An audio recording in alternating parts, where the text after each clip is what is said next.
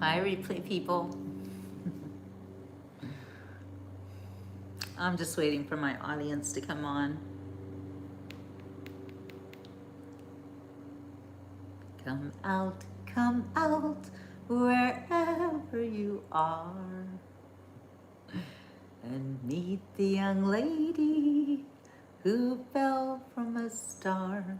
Do, do, do, do, do, do, do, do, do.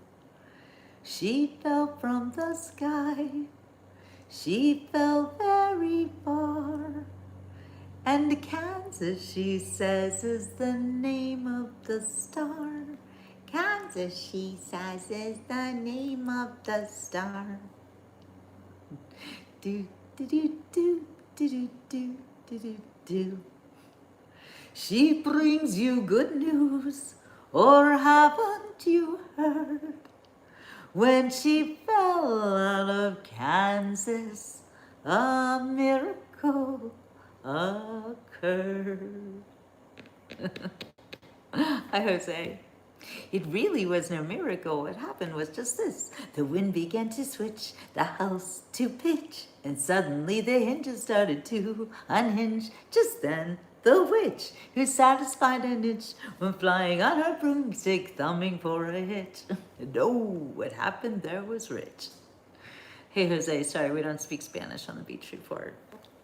You gotta speak English, please, or no one can understand you.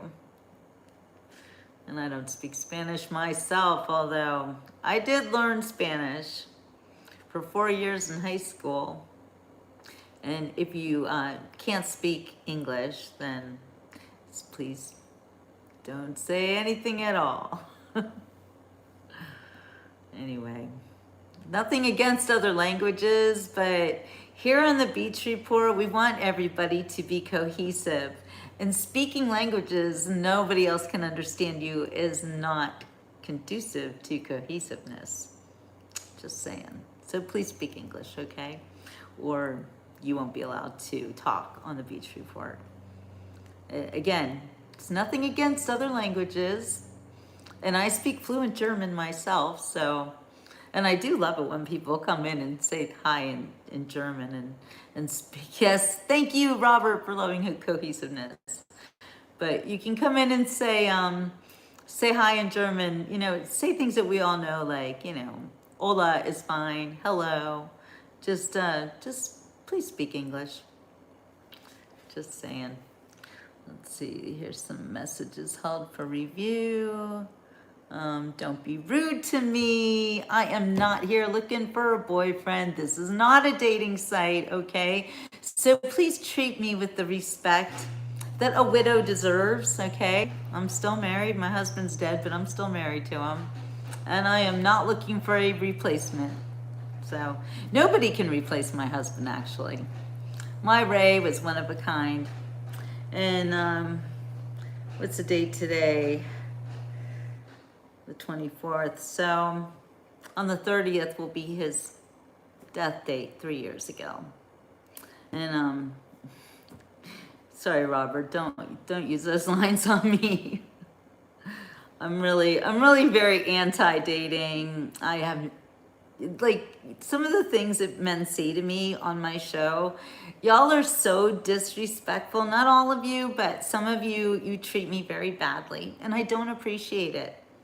I've done nothing to make you think that I am a woman that you can treat like a, I'm not going to use the bad words because it's just rude to women, especially someone like me.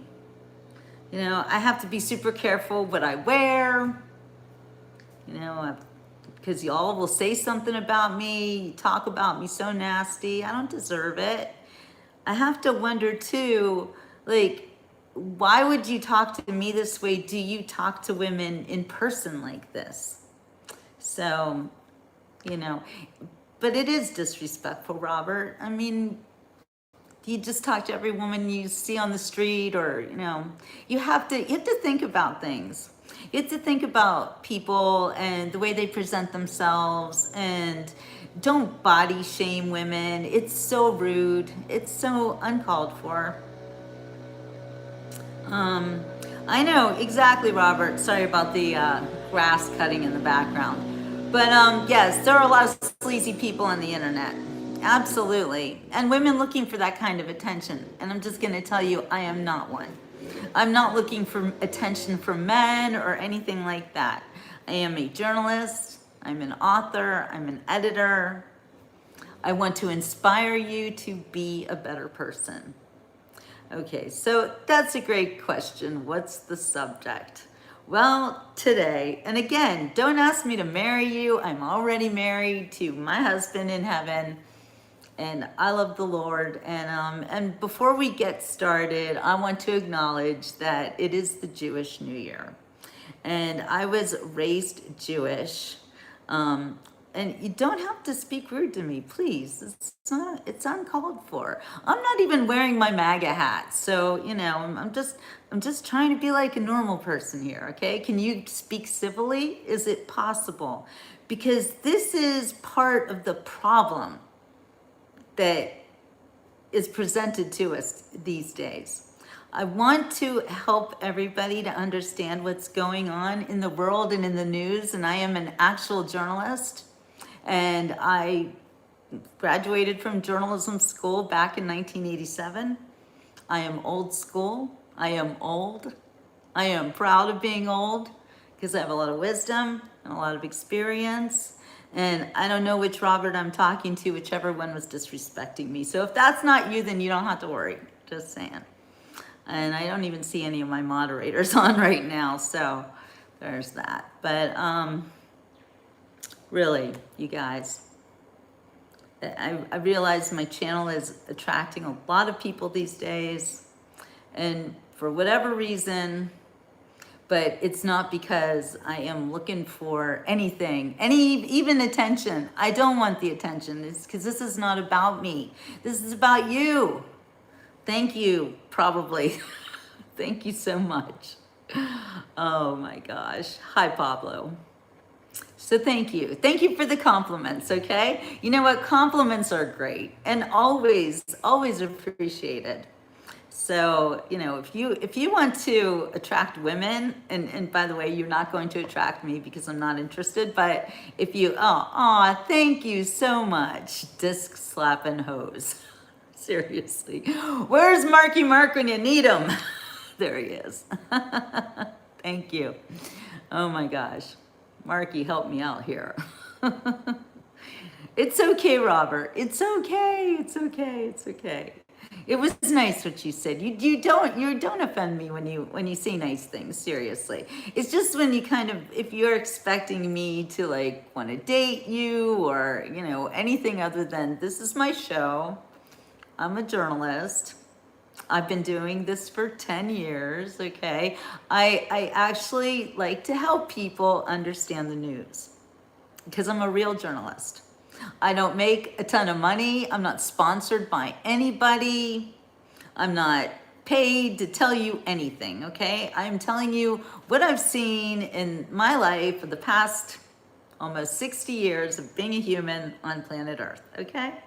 I've lived in Switzerland for 10 years, so I wouldn't say I'm super worldly, but I'm more worldly than most people because I do have, well, I guess I did have dual citizenship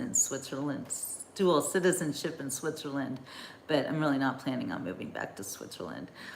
Okay, Nanette, see you later, girlfriend.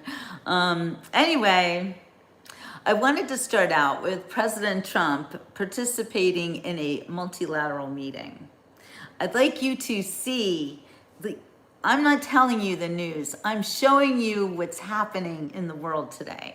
And so yes, my hair is silver. It's silver, it's white, it's brown. I don't know what the heck color my hair is. It's just doing its thing, okay? Anyway, thank you. So I'm going to turn the camera around so we have enough people watching here.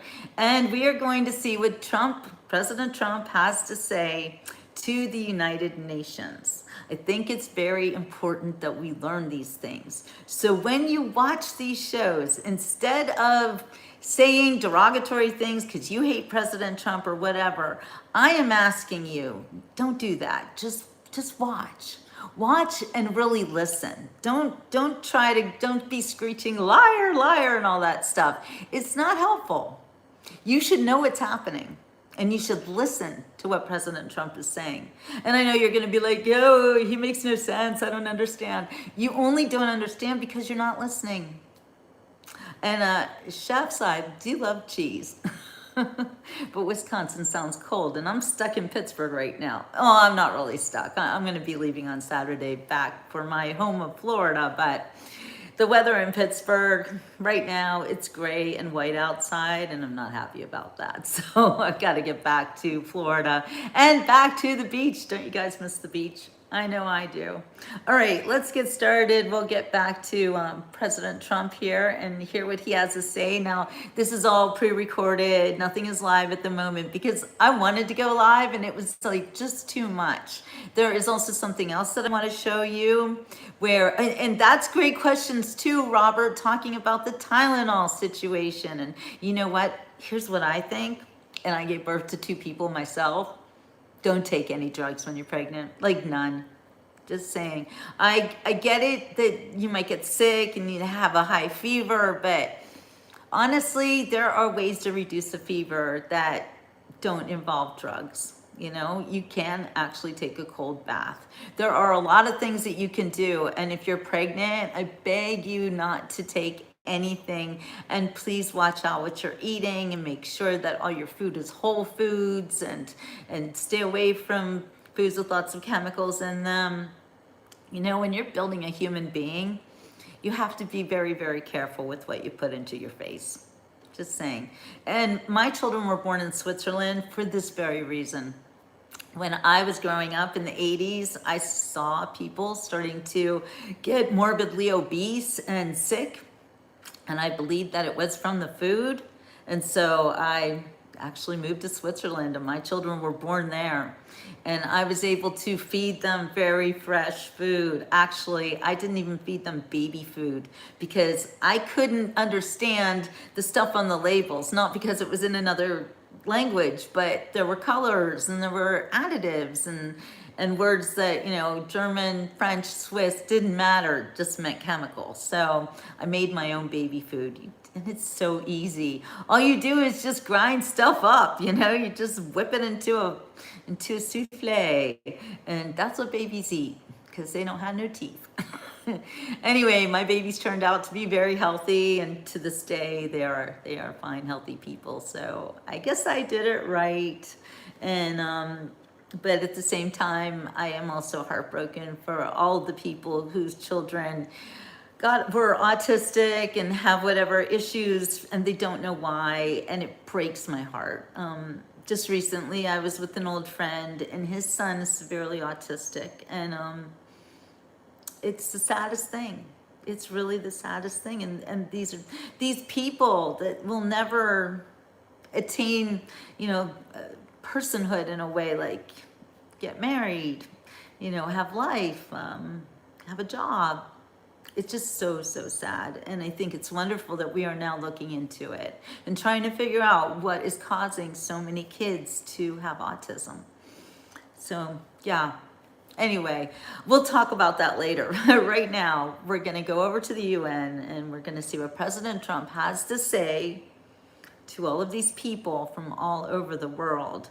If you guys, oh, I'm so sorry, Barry. Yes, we love our autistic children, absolutely, but it's devastating. And those kids will never grow up. And that means you have a lifelong baby, I guess, you know, and I guess for some people, that's a good thing. You know, some parents are actually, my friend actually said that, you know, he kind of likes, well, not, he doesn't like it, but, you know, he's like, well, you know, he'll always be my baby. And isn't that why we get dogs? I don't know. It's so sad. It's so sad. Anyway, let's move on to see what President Trump has to say to the rest of the world. Because when I did that show yesterday about President Trump speaking to the UN, he sure had a lot to say to them. And I agreed with everything he said. I voted for this. So let's check it out. Again, I'm going to ask you, please listen with your ears. Try not to be critical. Try not to just start screaming things like Epstein files and liar and all that stuff. It just makes you look crazy, you know. It's not helpful. So thank you, Marky. My friend Donna's on here. She gave it to me. So anyway, just try to be respectful. Try to listen to what's going on. Hi, Annie. And learn something, because you can't learn anything if you're not listening and if you're not paying attention, and all you hear are the voices in your head telling you to be angry and hate. Try it. Okay, all right, let's do it. Let's see what President Trump has to say to the UN.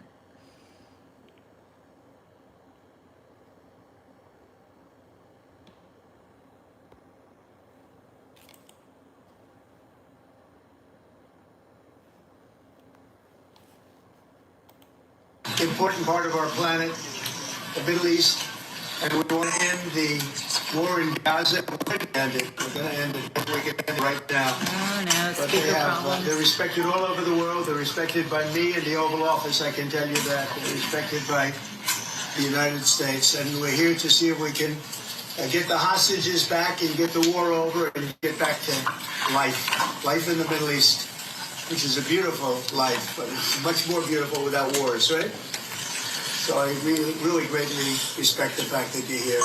We're going to get it done. We're going to have a meeting. If we can agree to something, I'm going to see the people in Israel, including Bibi, and we're going to get something done, because it's gone on too long, and we want it to end. And we want to get those hostages back too. We've gotten most of them back. Right now they have 20 hostages and 38 dead bodies. And the parents of those young people that were killed and are right now in body bags, they want their son or daughter back just as much as they wanted them as they were alive. We have to get them back. We have to get the 38 back, and we have to get the 20 back. And I think we'll be able to do it. This is the group that can do it. More than any other group in the world, this is the group that can do it. So it's an honor to be with you, and we appreciate it. To me, the job you've done is incredible, so I appreciate it. Thank you. Well, Mr. President, if you don't mind, on behalf of everyone, first of all, thank you very much for hosting such an important meeting, such an important time. I think I'll just make it very brief. The only reason we're here is to stop the war and bring the hostages back. And we count on you and your leadership as well to end this war and to help the people of Gaza. The situation is very, very, very bad there. So we are here to meet and to do everything we can to stop this war and to bring the hostages back. So once again, Mr. President, thank you very much for hosting everybody. Well, and also a great speech you made today. Really, I watched it. A really great speech. Thank you very much. And you too, my friend. Great speech. You did a great job pounding on that table. I said, how would you like to deal with him when you left? It's not easy. You did a great job. Thank you very much. Thank you, everybody. We're going to work very hard on this. This is my most important meeting. I've had important meetings. I don't want to insult anybody that we've met with. We met with 32 meetings here. But this is the one that's very important to me, because we're going to end something that should have probably never started. Thank you very much, everybody. We appreciate it. Thank you, Press. Thank you, Press. Thank you very much, everybody. It's a great honor to be with a friend of mine, Emmanuel Macron, President of France. He's doing a really good job. He's fighting hard. He's fighting on a lot of fronts. He's helping with regard to the Russia-Ukraine. Okay, sorry, these videos are actually a compilation of what's been going on in the past couple of days. So when it changes, it's still President Trump, but you should be able to see the different conversations that he's having without hearing all the other noise. So this is one of my followers sent me this video, so it should be very helpful for us. Okay, I'm gonna get back to it. And if my speaker doesn't get a little better, I'm gonna have to change speakers, so just bear with me. Technological problems, you know, that's, technology isn't always the best, especially for me, and I I do what I can. Okay.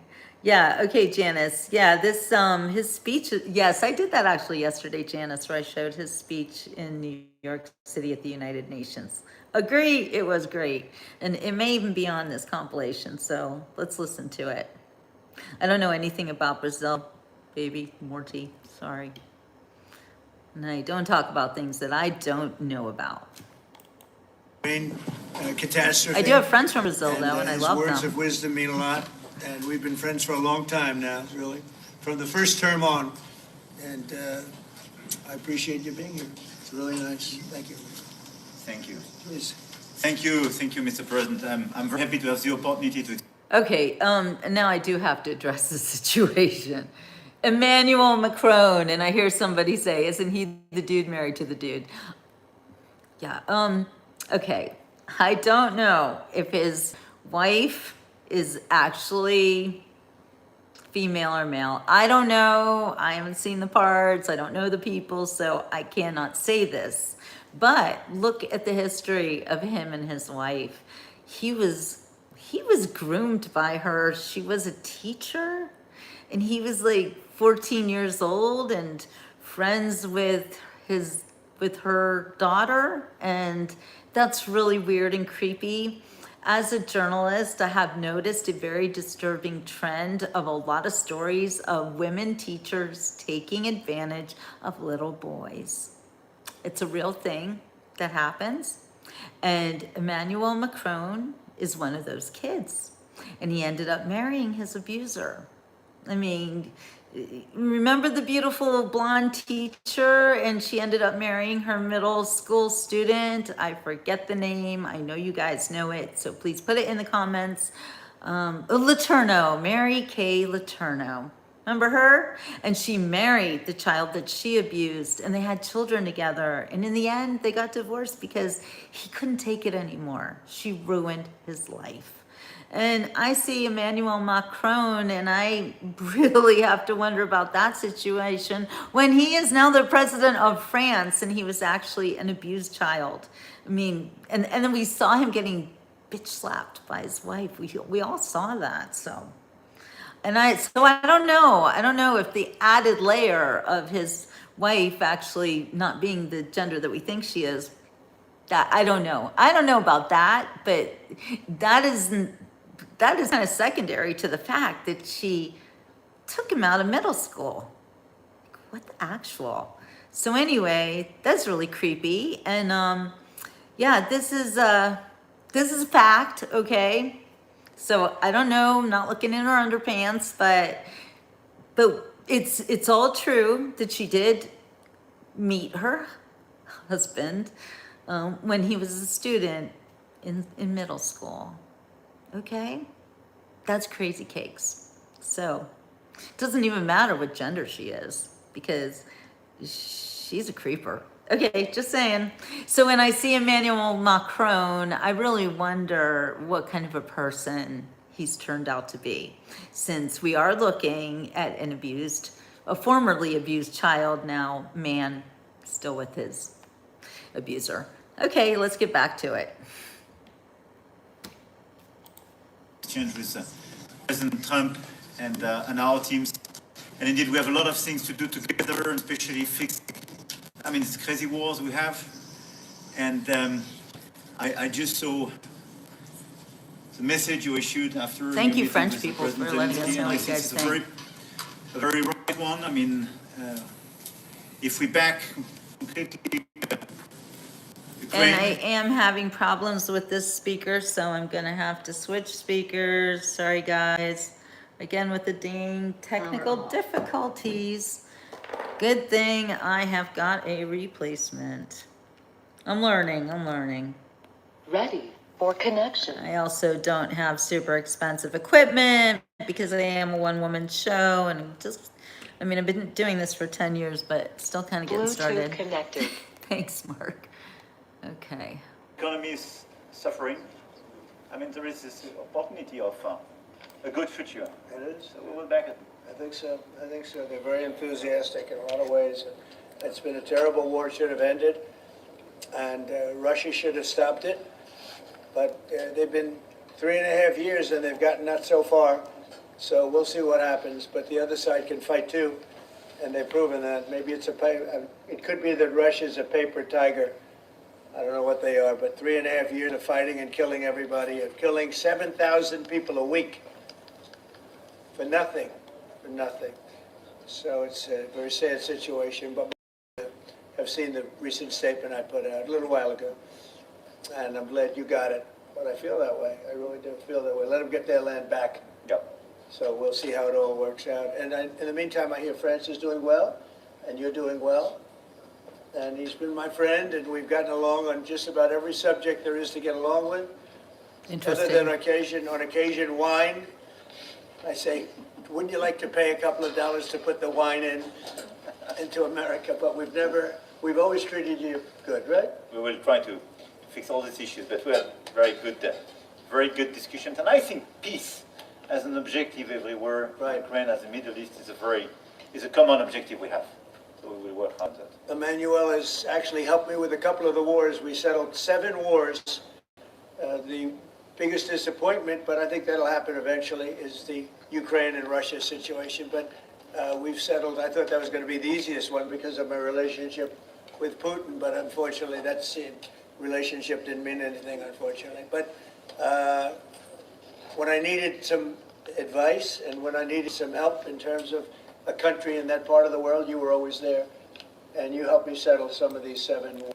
Okay, just quick. I noticed that Marky mentioned how Paris is rioting, but Marky, Paris is always rioting. Just saying, literally always. Okay, sorry. I just had to add that in, but I do want to hear what they're saying. You helped me settle them, and I appreciate that. Thank you very much. Any questions for the president? President Macron just said that if you want a Nobel Prize, you should put an end to the war in Gaza. What's your response to that? Well, they say that all together. I mean, it's Gaza, it's Russia, it's everything. I think Gaza's going to come along. We're going to have a very important meeting, and my next meeting actually is going to be very important with leaders in the region. And we're going to talk about Gaza. We're going to see if we can do something about it. We want to stop that. We want to get our hostages back, or their hostages back. We've gotten all of the American hostages, as you know. And Alexander, all of them have been back. Steve Witkoff's done a great job.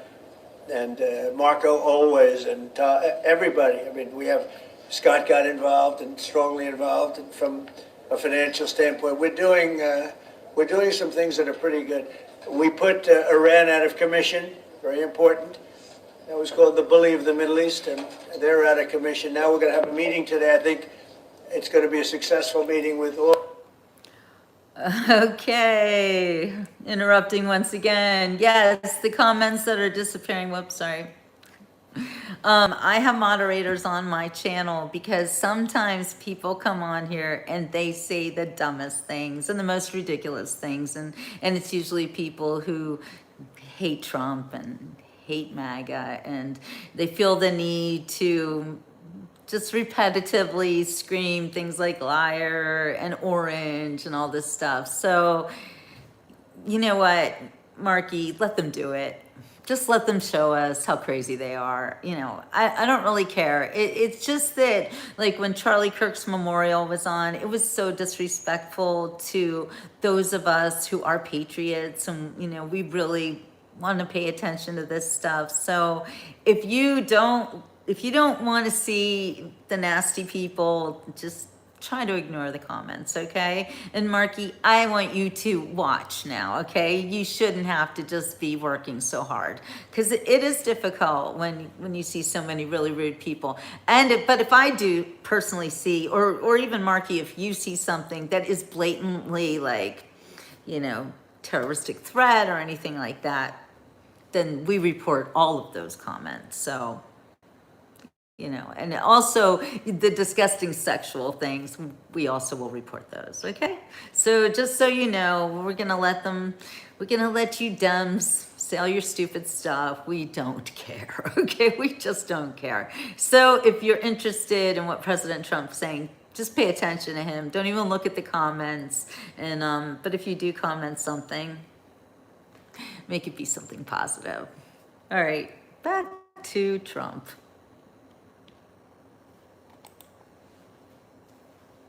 Many of the biggest, I would say the most important countries having to do with Gaza, indirectly, and that's going to take place just in a little while. So I'm sure you'll be there and we could have an outcome very quickly. What is your the recognition of Palestine as a gift to Hamas? Well, I think it honors Hamas, and you can't do that because of October 7th. You just can't do that. But we want our hostages back, and we don't want them back in, ones and twos and take the next 2 years to do it. We were the ones that got the hostages back. And I always said, I told Steve, I told Marco, I was always saying the last hostages are going to be the toughest ones. But you can't honor them by doing anything like you suggest. All you can do is say, we want our hostages back, and we want the war to end. We're going to want it to end. But you always have to remember, people forget October 7th was one of the most savage days in the history of the world. There's never been anything like that. We're talking about babies being sliced in half. You're talking about young children having their heads chopped off. You can't forget that. Would you recognize Palestine as the host And just perhaps to make it clear on that, I think it's why yesterday 11 countries did recognize Palestine. Not as, it was not a decision taken like that, neither by UK, nor by Canada, nor by France. It's just a big change. President Trump is totally right. Nobody forgets the 7th of October. I went there a few days after, taking families in my hands, and we experienced all together these horrific attacks. And by the way, we lost a lot of people in these terrorist attacks. But after almost 2 years of war, what is the result? Once again, they killed the top leaders of Hamas. It works. This is a great achievement. But at the same time, you have as many Hamas fighters as you had the first day. So it doesn't work to dismantle the Hamas. This is not the right way to proceed.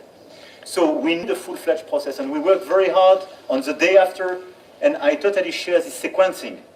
The release of all hostages, the ceasefire, resume of humanitarian aid, the day after in Gaza to stabilize the land, and we need a political perspective, and this is why we took this decision on recognition.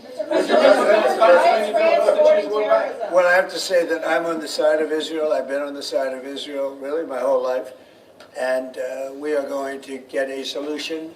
And it's going to be a solution, hopefully, that's good for everybody. But it's time to stop. We're going to have that very important meeting. I think the meeting we have coming up in the next hour is going to be one of the most important meetings that we'll have here. We've had some important meetings. We've had some great meetings. And I understand where you are and where other people are too. And we just have to get this solved. We have to get the hostages back. We want to get the war over. That's very important. We're going to end the war, get the hostages back, and we want them all back. We don't want to have one and then we'll give another 2 in about 3 months from now. We've been doing that for a long time. And in all fairness, we've gotten a lot of hostages back. But you have 20 hostages and you have probably 38 bodies, dead bodies. And the people that I see, and I speak to Israeli families, I was speaking to American families before, but we got them back. But I speak to Israeli families, and they want the son who died, they want their dead son back as much as though he were alive. And it's an amazing thing to see, and it's a horrible thing actually to witness, but I've seen it a lot. So they have 20 hostages, they have 38 dead bodies, and we have to have them back, and we have to have them back immediately. Thank you very much, everybody. Thank you, Brad. Thank you, Brad. Well, thank you very much. It's a great honor to be with a very powerful, very smart woman and a friend of mine, become a friend of mine. She does a fantastic job running lots of different nations. And Ursula, thank you very much for being with us. Thank you. Thank you for having me here. I'm very much looking forward to our conversation. I think Yes. it will be mainly around Ukraine, Right? the missing children, and certainly the new hybrid threats we are experiencing in Europe. So thank you very much for making the time. Well, thank you very much, and we will have a very good conversation. Any questions, please? How soon do you think, Madam President, how soon do you think that Europe can stop buying Russian oil and gas fluid like President Trump has asked for? Yeah, President Trump is absolutely right. We're on it. We have reduced already massively the gas supply from Russia, completely gotten out of Russian coal, and massively also reduced the oil supply, but there's still some coming to the European continent. So what we do now, we put sanctions out to those ports where, for example, LNG is coming from Russia. And we want to put tariffs on oil supplies that are still coming to the European Union. So we are really getting after the last bits of oil and gas coming from Russia to the European Union. We want to get rid of it. When do you think you'll be able to do that? You previously said 2027, and you're looking at a quicker timeline. We want to be out earlier, absolutely. So till the end of the year, we have the phasing out. We have now the sanctions on the table proposed. Member states have to agree. But we have to be faster because every payment is filling Putin's war chest. This cannot be. Mr. President, well, it's nice to see you. During your speech to the General Assembly, you talked about the UN not reaching its potential. Do you see any kind of consequence if they don't step up and do what they should on a number of issues? Well, they've never really reached, not just now, they've never reached their potential. The UN could be unbelievable with certain people running it. And no, it's never reached the potential. Look, I put out 7 wars, if you think about it, and I'm not the UN, and I wasn't helped by the UN. I was never even given a phone call. But you have a list of the wars, and these were wars that were pretty much unstoppable. These were wars that were not going to be settled. One was 31 years, one was 32 years, one was 35 years, and altogether a total of 7. 2 were starting. And I was never called by the UN. I was never like, I didn't even think about it, frankly, until after we did it. I never gave it a lot of thought. And then recently I started thinking, we were never helped by the UN. And the UN has tremendous potential, tremendous potential. It's going to hopefully put out the wars themselves. I mean, someday it's going to do what I've been doing. And they should be able to do it. Thank you for that question. I appreciate it. Sir, Yeah. given what you just said, what structural changes would you like to see in the UN, and what role do you think it could play in peacekeeping, for example, going forward, given what you just said? Well, it's a fantastic role in peacekeeping. It should be great. I mean, we shouldn't have any wars if the UN's really doing its job. I know they were involved originally with Russia, Ukraine, and that didn't get done because that was the time to stop it. But no, I always say about the UN, fantastic potential, but it's all about the people. You can have a wonderful concept, but if you don't have the people. The UN has never lived up to its potential. But I'm the example of it. We do all these wars, and we weren't helped by the UN. We weren't hurt by them, but we weren't helped. They didn't do anything. And they're supposed to be solving these problems. Thank you very much, everybody. We have a lot of meetings. We have a lot of meetings to go. Thank you.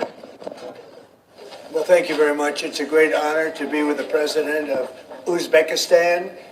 He's highly respected, been there for a long time, many years, right? About like 15 or 16, that's a long time. And the only reason you can be at a country that long is when you're very smart and very competent. So I just want to thank you very much for being with us. He made a big purchase of a lot of different American products, they've got plenty of money. They've got plenty of oil and plenty of money. Oil usually goes along with the money, but they've done very well as a country, and he has been a really great leader. And it's an honor to be with you again.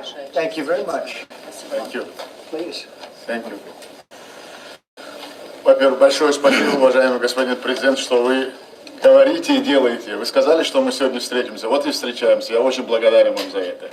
Я поздравляю вас с такой глубокое выступление сегодня утром на сессии Организации Объединенных Наций. Это было просто феноменально. По всем вопросам вы точки поставили.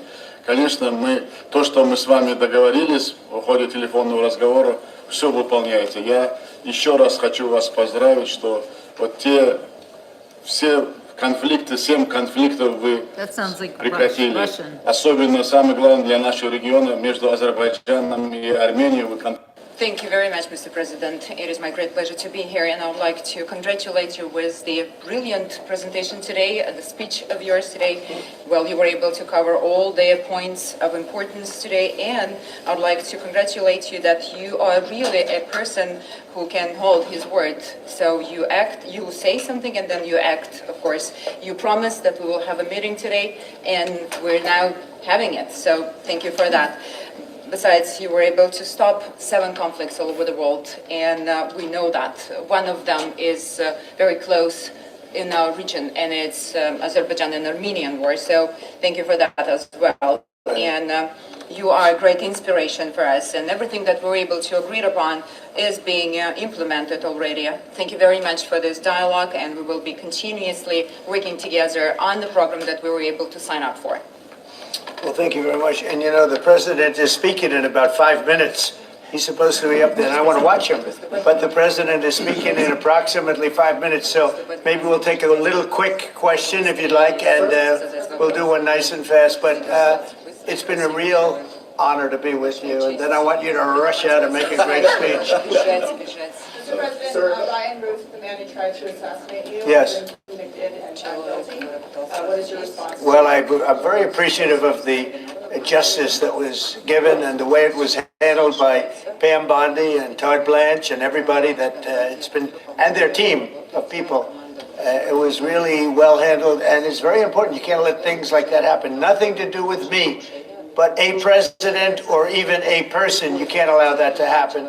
And so justice was served, and we'll see what happens. But I very much appreciate the judge and jury and everybody on that. It was so professionally handled, and it's a great honor. Great honor. Mr. President, you're meeting with Muslim and Arab leaders this afternoon. I am. Those who are praying for Gaza. Can you tell us a little bit about that? It's going to be a big meeting. It's a very important meeting. But right now I have an important meeting too, because he purchased billions of dollars worth of our equipment, and we do make the best equipment in the world, so we're going to make sure it's perfect for you. Mr. President, are there any additional deals you're thinking about signing with Uzbekistan? Well, we are. We're talking about a couple of very big ones. He's already done some big ones today over the last few days, but we're going to have a very good, we've had a good relationship, and he and I have met before, and the relationship is really great. He's a highly respected man and leader. Well, let me see. Oh. 218, 24, 19 миллиардов, 25, 35, 110, 105 миллиардов долларов. 105 billion US dollars. 105 billion, that's not bad. That's worth a 5-minute meeting, right? You agree? Look at all the nice, look. Tractors, also, it's $105 billion. Well, in 2018 through 24, he did 19.4, and now he's doing $105 billion worth of purchases. That's really a great honor. You know, I met him thinking it was less. Anything over $1 billion, I do. So when you go 105 billion, I'll meet him 15 or 20 times. That's really great. You go up and make your great speech. Thank you. It's a great honor. Спасибо большое. Thank you so very much. Но все равно я вас жду в Узбекистане. Первый визит должен быть. Вы мне обещали приезжать, что-то Самарканд посетите. You have to visit Samarkand, I please. love that. Well, I'm going to think about doing that. С удовольствием, я подумаю об этом. Спасибо. Спасибо большое. Really run a great operation, a great group of people. Very smart country, and they've done really well, and I appreciate your purchase from America. Thank you. We'll be there for you. Thank you very much. Please. Будем вас поддерживать. Спасибо. Спасибо большое. Очень приятно. Thank you very much. It was my great Thank you, pleasure. President. Well, thank you very much, everybody. We have a lot of meetings scheduled, but I wanted to meet with the president of Argentina, and we both wanted to meet with friends. He's done a fantastic job, and I'm doing something that I don't often do. I'm giving a full endorsement to him. We just endorsed him for president. As you know, he has a race coming up, and I'm sure he's going to do well, but now I think this hopefully assures it.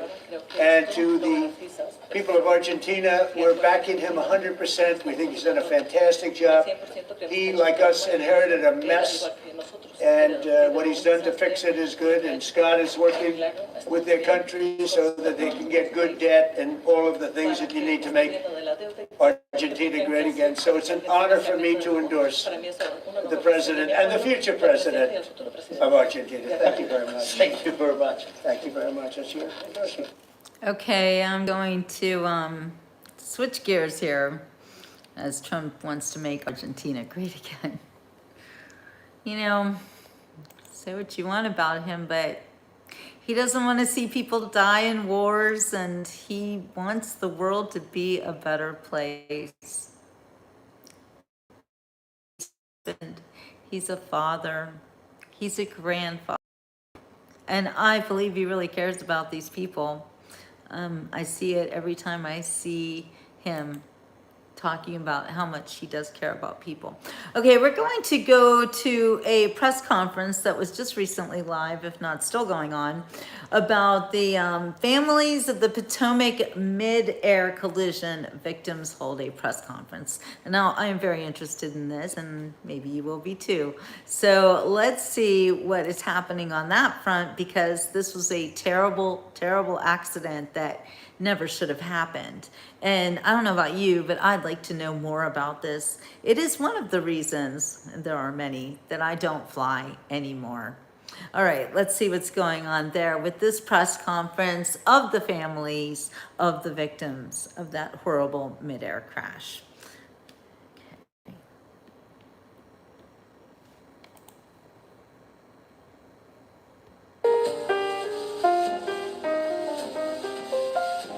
My name is Bob Clifford from Clifford Law in Chicago, and I'm here today with my law partner Tracy Brandmeier, and also my colleagues from the Kreinler & Kreinler firm from New York, Mr. Brian Alexander, and we represent Rachel Crafton and her family. Rachel is up on the stage with us here, as is her brother-in-law, Daley Crafton, the brother of the decedent. We are here to tell you that this morning a lawsuit was filed on behalf of the estate of Casey Crafton, survived by his wife and 3 children. Casey perished in the crash of American Eagle plane 5342 here in Washington on January 29, 2025. That crash is still being investigated, of course, by the authorities. And because of the litigation that will now unfold and be pursued, the families will seek the answers to the very questions that they have. They will be seeking the accountability that they are owed, and they will ultimately be seeking the legacy that they are owed, as are their loved ones, to make sure that a disaster like this never occurs again, either here in Washington or anywhere in America. The crash of American Eagle 5342 was predictable, it was preventable, and caused the needless loss of 67 lives on that fateful evening. In the lawsuit today, the first named defendant is American Airlines, operating as a regional carrier with PSA, along with the United States of America. The complaint, which is on file and is now publicly available, is 110 pages long. It has been painstakingly crafted by a group of lawyers from all of the families. The normal practice in a case like this, the court will encourage all of the counsel for the various families to get together and get organized. Sorry, guys. Because this is a consolidated event. Why and how everything occurred is common to everyone on that plane, but each and every family's damages are different.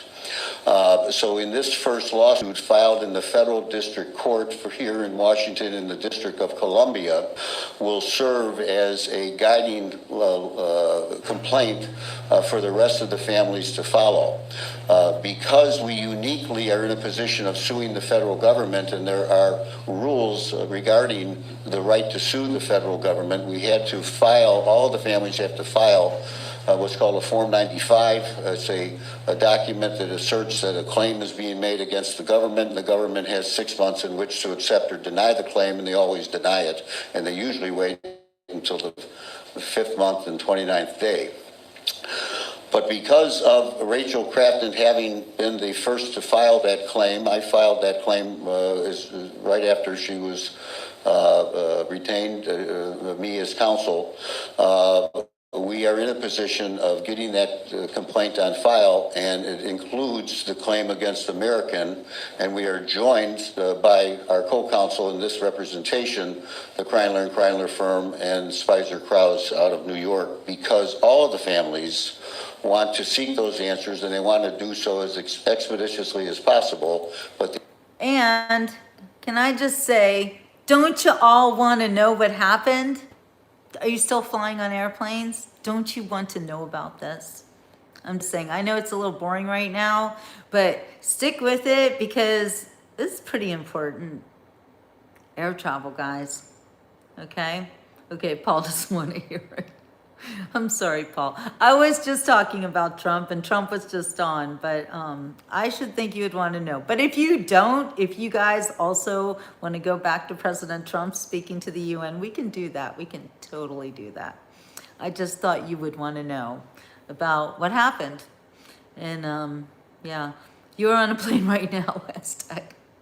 Oh my gosh, common sense. You want to hear this? Let me know, because we can change. You know, this is all of us working together, okay? It's my show, but I'm doing it for you because don't you want to know the truth? It's a real news show. Okay, Aztec wants to know. He's on a plane. All right. When they do, they'll file them in the federal court, presumably, and the court will consolidate these cases together for the litigation discovery that will unfold. We sued American Airlines and PSA because they are the common carrier that was entrusted with the responsibility to provide the care and safety at the highest degree possible for the traveling public. True. A common carrier has a duty. It's not just a duty to avoid negligence. Operators of a motor vehicle can't run through a red light. Operators of a commercial aircraft cannot run through yellow lights.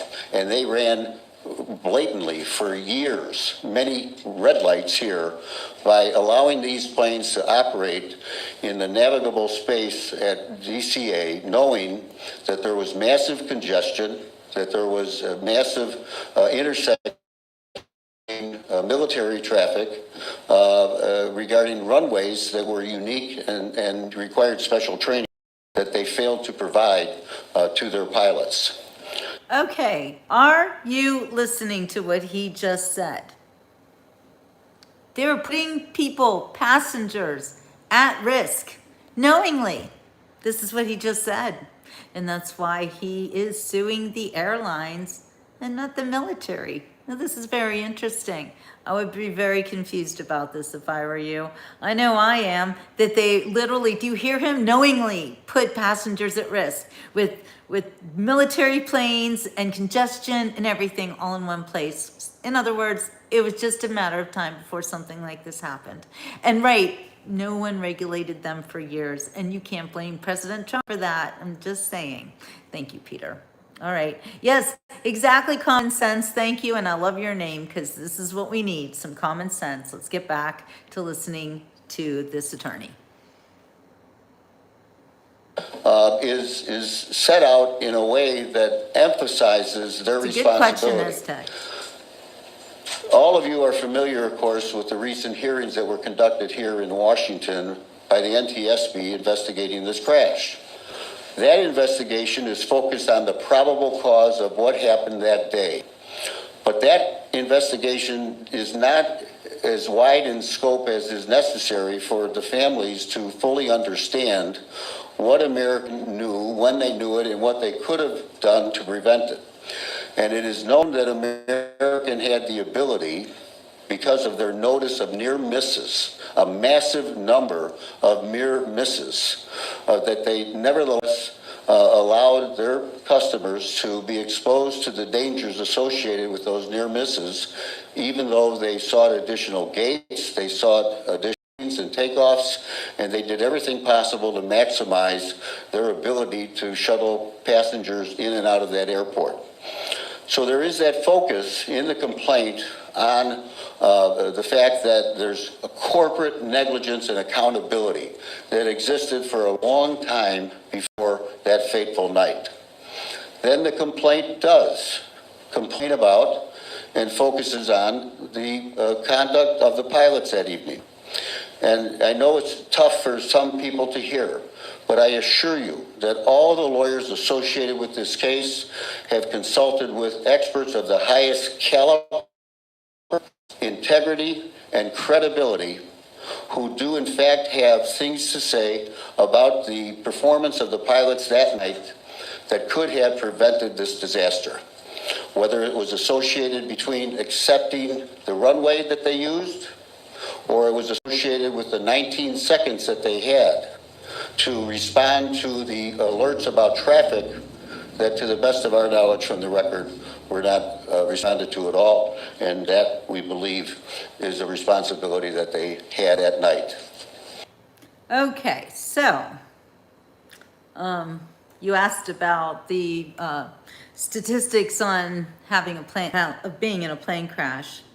And I looked it up, and of course, this is an AI overview, but this is also recalling a 2024 MIT study, which finds that the risk of fatality at 1 in 13.7 million passenger boardings globally between 28 and 2022.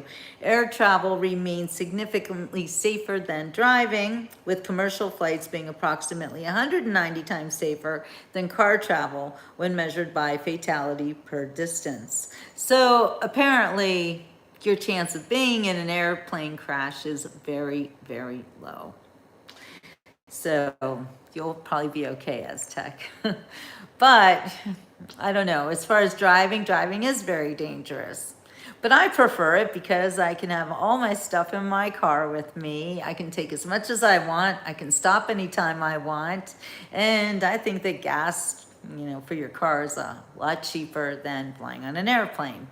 So that's why I like to drive. I also don't appreciate being searched at the airport. I'm not into that. So, and I refuse to walk through those machines because I don't like machines with radiation or whatever messing with my body. So I always opt for the free massage, which is also not very nice. All right, let's get back to listen to this guy. I mean, seriously, you would want to know this, right? If you're flying, and even if you don't fly, people you love do. So I just think it's super, super important. Okay, let's get back to it.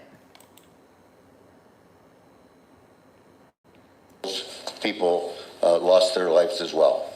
But had the Army done what it was supposed to do, had the FAA done what it was supposed to do, none of this would happen. And that's where, if you look in the body of the complaint, we turn to the FAA.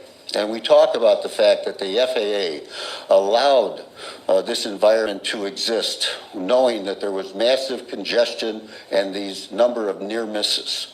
We turn to the FAA and their responsibility to properly provide air traffic control that was not fully provided and properly provided on that evening. And so you'll find, folks, if you review that complaint, that the records are replete with information that had people paid attention to it, people who were entrusted with the safe passage of the passengers on that flight, the 60 passengers, plus the 4 crew, plus the 3 individuals in the helicopter. This disaster, these 67 souls would never have lost their lives that evening.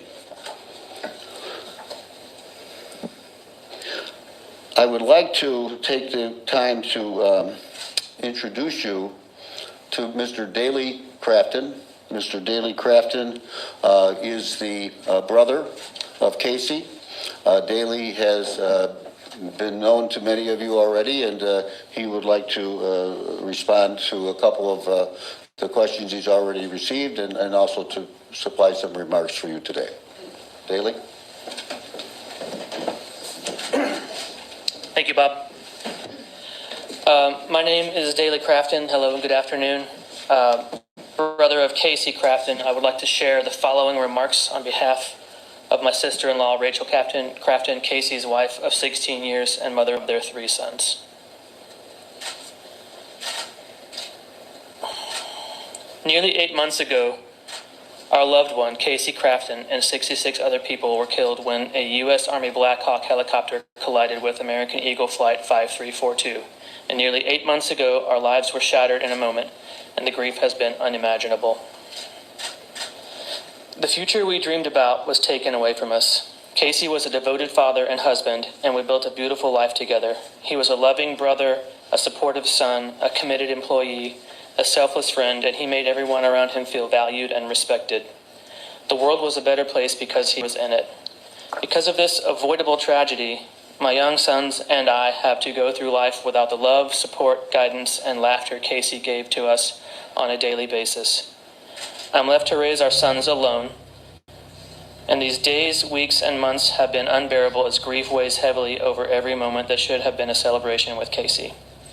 His entire career was in the aviation industry, first as an aviation mechanic, and then as a technical service manager, and he was very dedicated to bettering himself and the systems he worked within. His honesty, attention to detail, and standard of safety was second to none, yet because of systemic failures and reckless disregard for safety, his life, along with 66 others, was taken. Casey was betrayed by the system he trusted. We all were.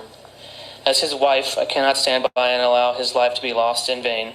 Today we are taking legal action because the accountability of American Airlines, PSA Airlines, and the Army and FAA is the only way to ensure this never happens again and no other families have to live with the pain we have to endure each day without Casey.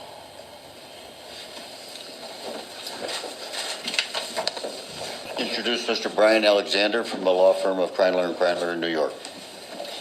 And elsewhere. Thank you, Bob. My name is Brian Alexander, and I'm a partner with the law firm of Kreindler & Kreindler, and we have the honor of representing 34 families who lost loved ones in this terrible, preventable crash. Bob spent a couple minutes talking about the culpability of the airlines, but the lawsuit will also address the complete and total failure of the Army helicopter crew to follow basic fundamental principles of flight, namely the duty to see and avoid the American jet. And as a former Army aviator, someone who was assigned to that very same unit, someone who flew up and down that river on that route hundreds of times, it is deeply distressing to me that this occurred, and the conduct of the helicopter crew was so inexcusable.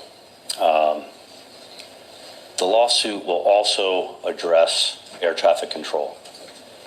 And the way to think about air traffic control is the controllers are basically the lifeguards for our aviation system. They're the ones watching over to make sure that everybody's doing what they're supposed to do. And if they're not, to make sure to take action to make it safe and to prevent accidents. The primary duty of an air traffic controller is to separate traffic and to avoid mid-air collisions. In this particular case, they completely failed to meet that responsibility. And specifically, among many other things, the controllers here failed to issue a safety alert to the aircraft, advising them to immediately change course to avoid the midair collision. These are the two cornerstones of the lawsuit and our effort to bring these parties to justice and to also answer additional questions and to help the families in their effort to make sure it never happens again. No one here can possibly imagine what the families are going through, the devastation that has been caused as a result of this terrible crash. Their lives will never, ever be the same. They are completely and forever changed. They grieve each and every day for the loss of their loved ones. And yet, each and every day, they tirelessly work to improve the aviation system for the flying public and to make sure that this does not happen again. And I'm proud and privileged to introduce Doug Lane, who lost his wonderful and beautiful wife, Christine, and his amazing and talented son, Spencer.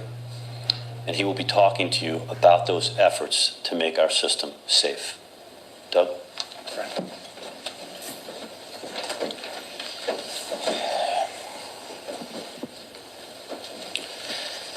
While today is about Casey Crafton and his beautiful family, I, along with a number of other family members affected by this collision, are here to deliver the message that the Crafton family are not on this journey alone. Over 120 of us that were affected by this tragedy have banded together to become something both beautiful and powerful. We've supported each other through birthdays, anniversaries, holidays, weddings that were planned but never held, Little League and figure skating seasons that started with missing coaches, missing competitors, and missing parents in the stands. We've also turned our grief into action. We've collaborated with Congress on critical air safety reforms. We've secured a much-needed set of oversight investigations into the FAA, and we will not rest until similar investigations are underway into the U.S. Army. And we'll bring that same level of passion and relentlessness as we seek accountability and change through the legal process. Many of us have been asked whether we dread the idea of rehashing the worst days of our lives in court. Our answer today is clear. We're ready. Nothing will help our healing process more than seeing the negligence, bureaucracy run amok, and the instances of putting corporate profits over public safety on full display. And we are here to see this process through, however long it takes, to ensure that our family members have a lasting legacy that makes the world safer for everyone who flies. Thank you.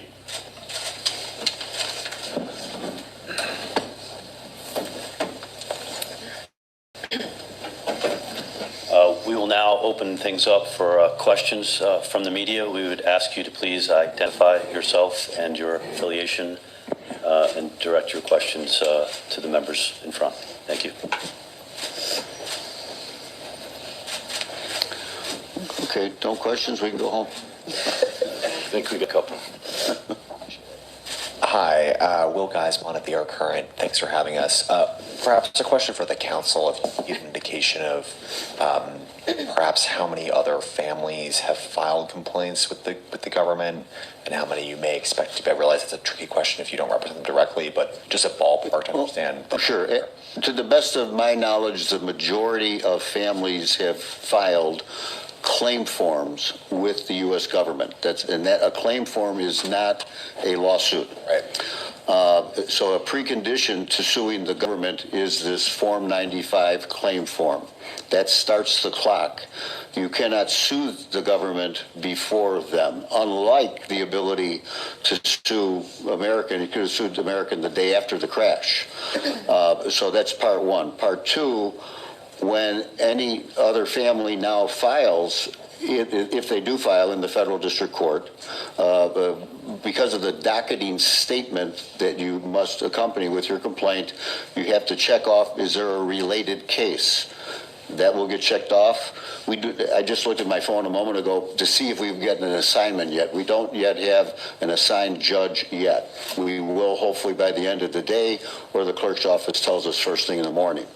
Once that docketing statement for a new filing does take place, routinely the clerk's office would send that lawsuit to that judge, and then as many more come in and the same process unfolds, the judge at some juncture, he will decide whether to consolidate them into one proceeding, which would likely be the case. So for an example, I currently serve as lead counsel for all the families against Boeing in the crash of Ethiopian Airlines Flight 302 in March of 2019. All of the cases filed there, 140 cases were filed. They were consolidated ultimately before the same federal district court judge in Chicago. Thank you.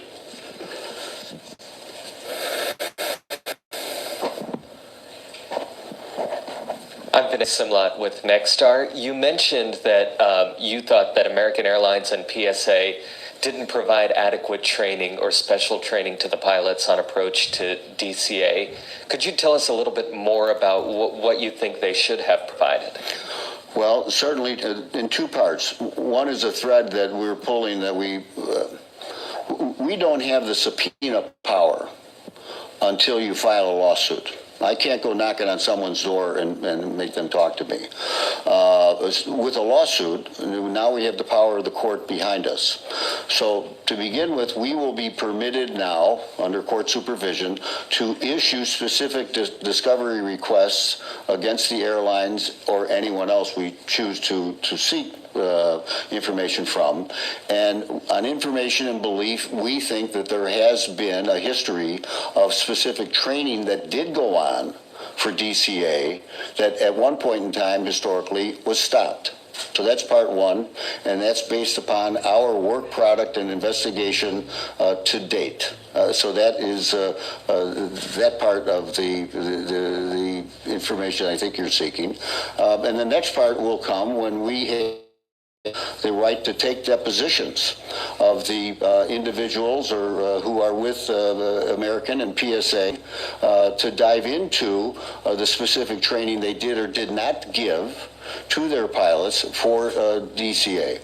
If I can just add to that, Bob, there are things we know already, but Bob's making an excellent point. This is the beginning of our ability to dig into and retrieve valuable information about exactly why the accident happened in every respect, and specifically on this point to determine everything the airline knew ahead of time and all of their failures and shortcomings with respect to advising and training their crews. But what we do already know from the NTSB's smaller investigation is that there were at least many pilots at PSA that were not even aware of the existence of the helicopter routes in close proximity to DCA Airport, and specifically more or less in the way of a runway 33 circling approach. So there's more to come on that, but that's an example of the information that we expect to find. And to supplement that just a little bit, be mindful of what I said in my opening remarks. The NTSB is not focused on this feature of the liability that we see on behalf of the families. They focus on the probable cause of what occurred that day, and the scope of their inquiry is not as broad. Certainly it came out during the NTSB hearing cycle that there were all these near misses, but they will not have the resources, they will not have the subpoena power that we will have now to dive into that specifically to know exactly what American knew, when they knew it, and what they did or didn't do about it. And we have, once again, through our investigation, talked to sources that have told us that the airlines in fact knew all of these details that was referenced during the disclosure during the hearings about the near misses. Homa Bausch with Fox 5 DC. I know there is a movement in Congress, there are the NTSB recommendations, but realistically, what is a timeline for this lawsuit to move through? You're seeking a jury trial and a timeline for some actionable items to go underway. Sure. The timeline on the lawsuit is oftentimes, and it's obviously up to the court, but when we counsel clients, we typically tell them that the average time of a lawsuit can be 2 to 3 years. Some cases take longer. COVID interfered and wreaked havoc throughout the litigation cycle across America. That lawsuit is separate and distinct from the efforts that you've heard discussed today by Doug when the families are out there as a real force in Congress, lobbying, getting the likes of Senator Cruz and others behind their efforts for change. And that, of course, that's up to the Congress. I hope I answered your question. Yeah, and this is Doug. I can speak a little bit to the advocacy work that we've been doing and where that stands. So we have a total of 3 bills to date that have been introduced in the Senate. First by Senator Moran of Kansas, where the flight originated.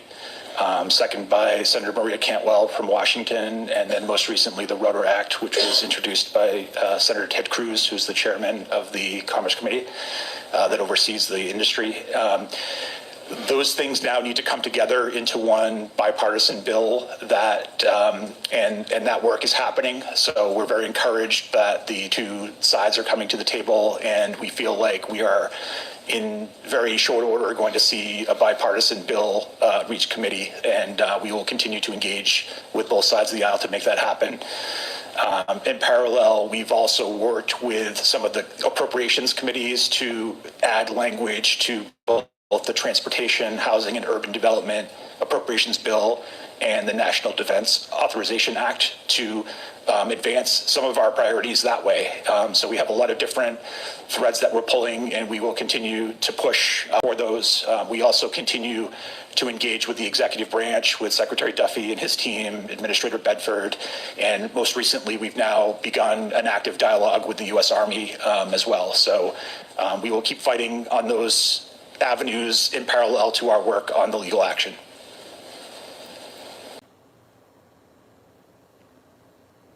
Okay, so no real answers here. And this is apparently just a press conference to show that they're trying to hold the airlines accountable for putting people in danger at the Baltimore-Washington airport, which has apparently always been super, super dangerous and nobody cared. So there's that. Let's go back and see President Trump, since y'all want to hear what he has to say. Let me find him. Okay, so this is a great speech of President Trump addressing the leaders at the UN Assembly, and I think we can all do well to hear it. If you haven't heard it, stick around, because this is very important what President Trump has to say. Making this speech without a teleprompter because the teleprompter is not working. Oh, and also, by the way, so President Trump says, oh, he has to make his speech without a teleprompter. The teleprompter wasn't working. He and Melania got sabotaged on the way in on the escalator. And these people are trying to do everything they can to shut him up. And it's pretty despicable. Kind of like not wanting him to run for president. Remember that? Remember how they wanted to take him off the ballot and not even let us vote? Remember how they tried to shove Kamala Harris down your throat, make her the next president? Did you love her? Did you think she was going to be great? More than $1 billion, and then she went into debt? Really? To run the United States of America? A woman who blew through more than $1 billion? Think about it. Is that who you wanted to run America? Well, most of America decided not so much. All right, back to Trump. Maybe you're a felon, Derek, I don't know. To be up here with you nevertheless, and that way you speak more from the heart. I can only say that whoever's operating this teleprompter is in big trouble.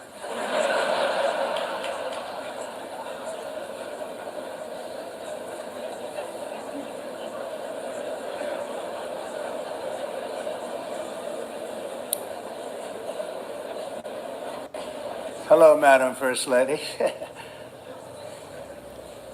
Thank you very much for being here. And Madam President, Mr. Secretary General, First Lady of the United States, distinguished delegates, ambassadors, and world leaders. 6 years have passed since I last stood in this grand hall and addressed a world that was prosperous and at peace in my first term.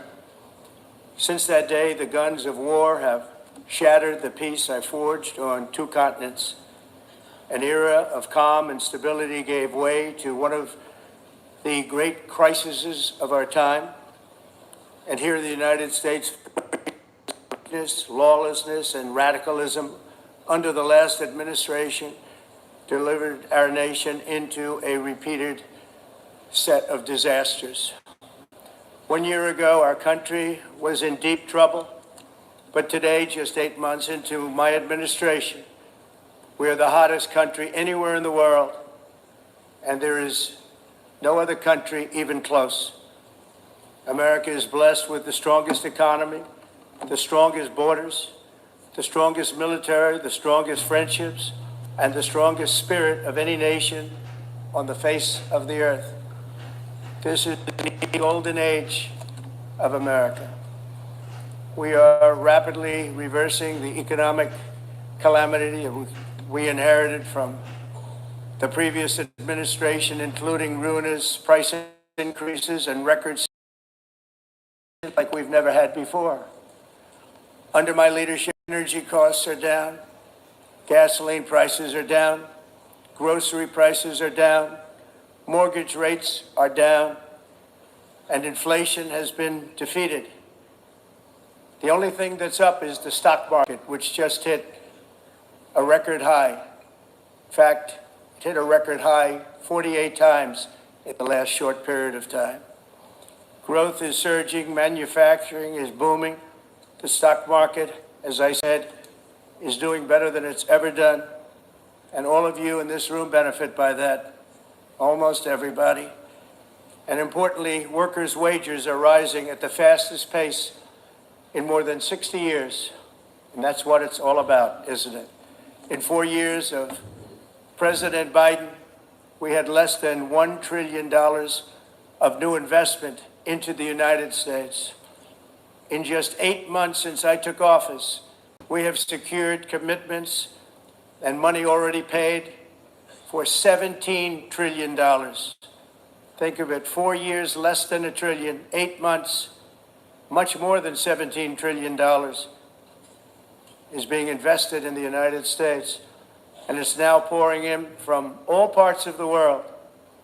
We've implemented the largest tax cuts in American history and the largest regulation cuts in American history, making this once and again the best country on earth to do business.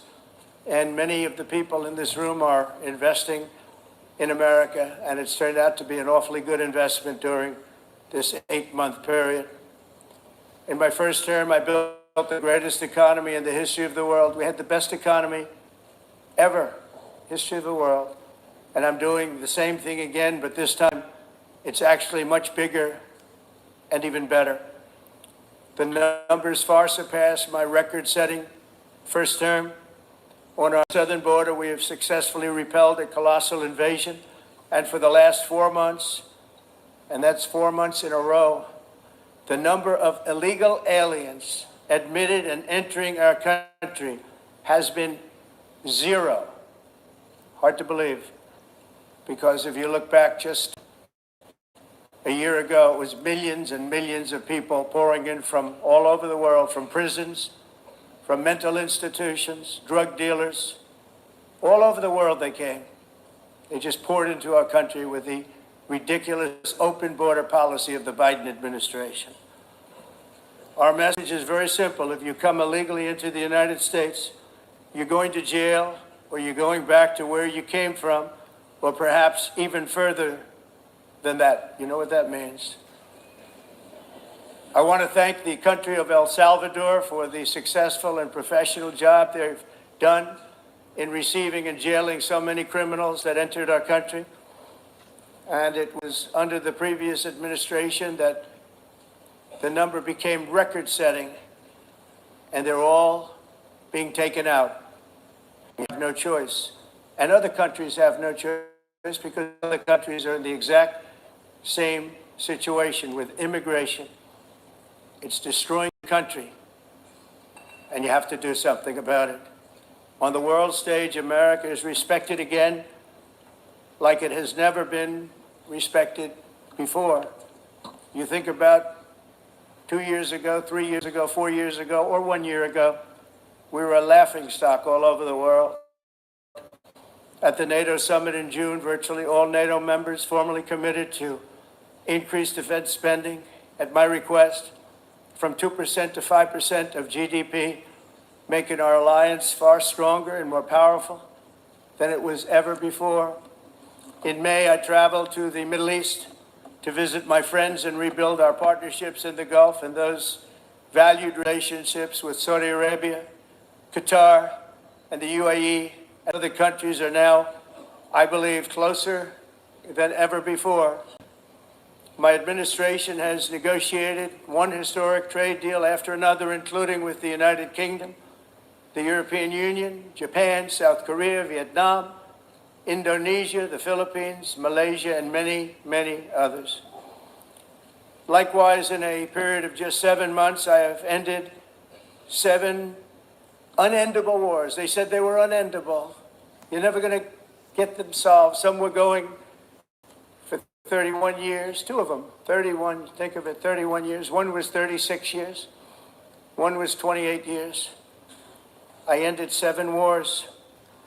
And in all cases, they were raging with countless thousands of people being killed. This includes Cambodia and Thailand, Kosovo and Serbia, the Congo and Rwanda, a vicious, violent war that was, Pakistan and India, Israel and Iran, Egypt and Ethiopia, and Armenia and Azerbaijan. It included all of them. No president or prime minister, and for that matter, no other country has ever done anything close to that. And I did it in just 7 months. It's never happened before. There's never been anything like that. Very honored to have done it. It's too bad that I had to do these things instead of the United Nations doing them. And sadly, in all cases, the United Nations did not even try to help in any of them. I ended 7 wars, dealt with the leaders of each and every one of these countries, and never even received a phone call from the United Nations offering to help in finalizing the deal. All I got from the United Nations was an escalator that on the way up stopped right in the middle. If the First Lady wasn't in great shape, she would have fallen, but she's in great shape. We're both in good shape. We both stood. And then a teleprompter that didn't work. These are the 2 things I got from the United Nations, a bad escalator and a bad teleprompter. Thank you very much. Sabotage, And by the way, guys. it's working now. Just went on. Thank you. I think I should just do it the other way. It's easier.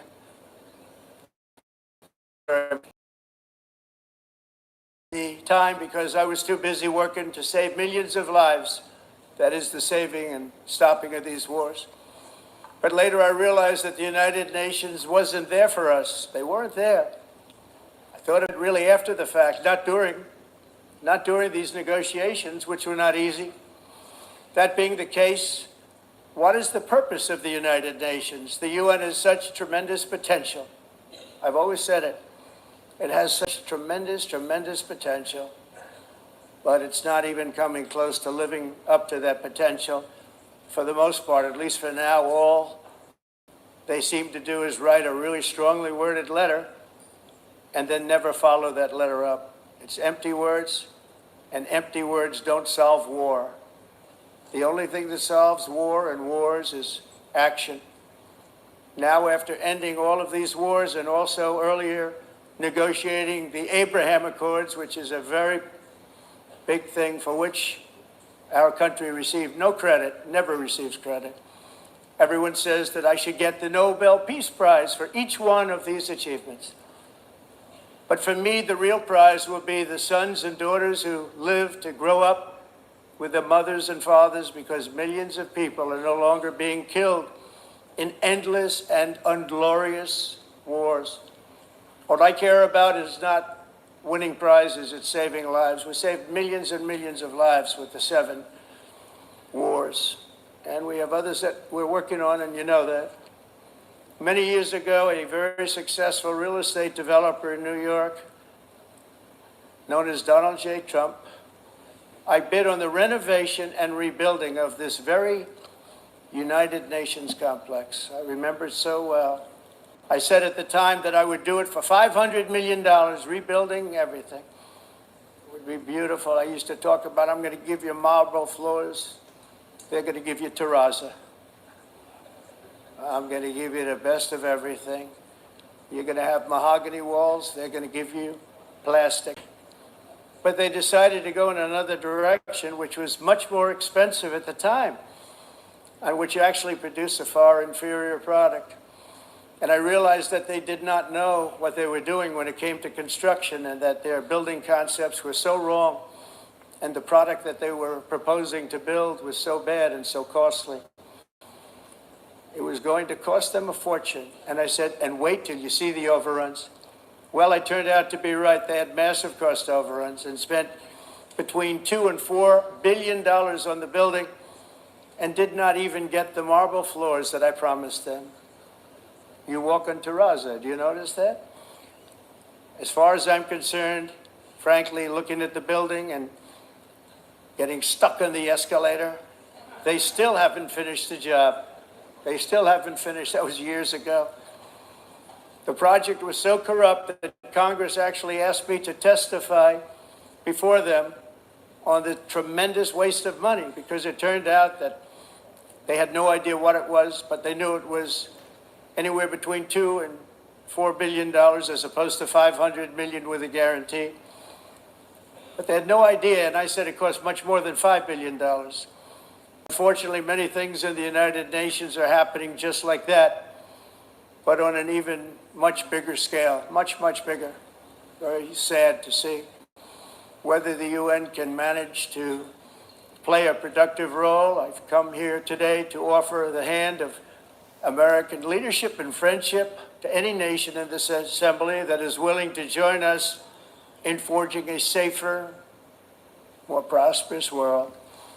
And it's a world that we'll be much happier with. A dramatically better future is within our reach. But to get there, we must reject the failed approaches of the past and work together to confront some of the greatest threats in history. There is no more serious danger to our planet today than the most powerful and destructive weapons ever devised by man, of which the United States, as you know, has many. Just my first term, I've made containing these threats a top priority, starting with the nation of Iran. My position is very simple. The world's #1 sponsor of terror can never be allowed to possess the most dangerous weapon. That's why shortly after taking office, I sent the so-called Supreme Leader a letter making a generous offer. I extended a pledge of full cooperation in exchange for a suspension of Iran's nuclear program. The regime's answer was to continue their constant threats to their neighbors and U.S. interests throughout the region, and some great countries that are right nearby. Today, many of Iran's former military commanders, in fact, I can say almost all of them, are no longer with us. They're dead. And 3 months ago, in Operation Midnight Hammer, 7 American B-2 bombers dropped the 14 30,000-pound each bombs on Iran's key nuclear facilities, totally obliterating everything. No other country on earth could have done what we did. No other country has the equipment to do what we did. We have the greatest weapons on earth. We hate to use them. But we did something that for 22 years people wanted to do. With Iran's nuclear enrichment capacity demolished, I immediately brokered an end to the 12-day war, as it's called, between Israel and Iran, with both sides agreeing to fight no longer.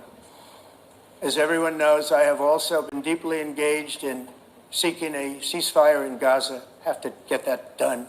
Have to get it done. Unfortunately, Hamas has repeatedly rejected reasonable offers to make peace. We can't forget October 7th, can we? Now, as if to encourage continued conflict, some of this body is seeking to unilaterally recognize a Palestinian state. The rewards would be too great for Hamas terrorists for their atrocities. This would be a reward for these horrible atrocities, including October 7th, even while they refuse to release the hostages or accept a ceasefire. Instead of giving to Hamas and giving so much, because they've taken so much, they have taken so much. This could have been solved so long ago. But instead of giving in to Hamas, united with one message: release hostages now. Exactly. Why would you not want to release the hostages? Why would you not want that? Thank you.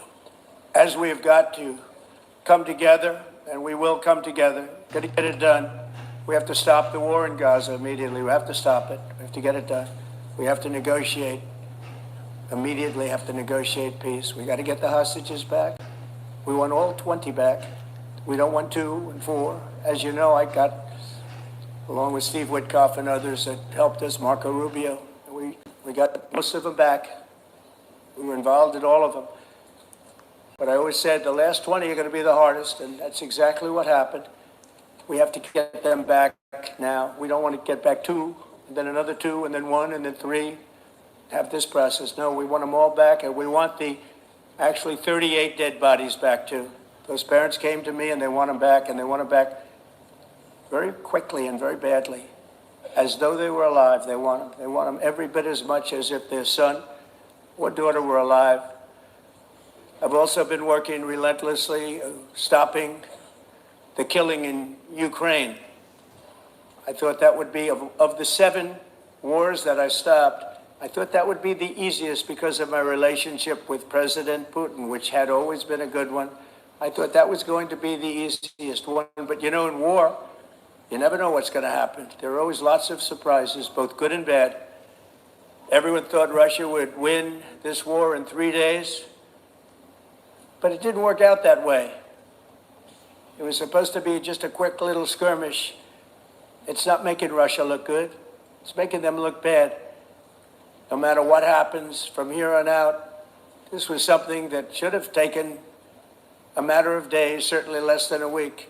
And they've been fighting for 3.5 years and killing anywhere from 5,000 to 7,000 young soldiers, mostly soldiers, on both sides, every single week, from 5,000 to 7,000 dead young people, and some in cities, much smaller numbers, where rockets are shot, where drones are dropped. The war would never have started if I were president. This was a war that should have never happened. It shows you what leadership is, what bad leadership can do to a country. Look what happened to the United States, and look where we are right now in just a short period of time. The only question now is how many more lives will be needlessly lost on both sides. China and India are the primary funders of the ongoing war by continuing to purchase Russian oil. But inexcusably, even NATO countries have not cut off much Russian energy and Russian energy products, which, as you know, I found out about 2 weeks ago, and I wasn't happy. Think of it. They're funding the war against themselves. Who the hell ever heard of that one?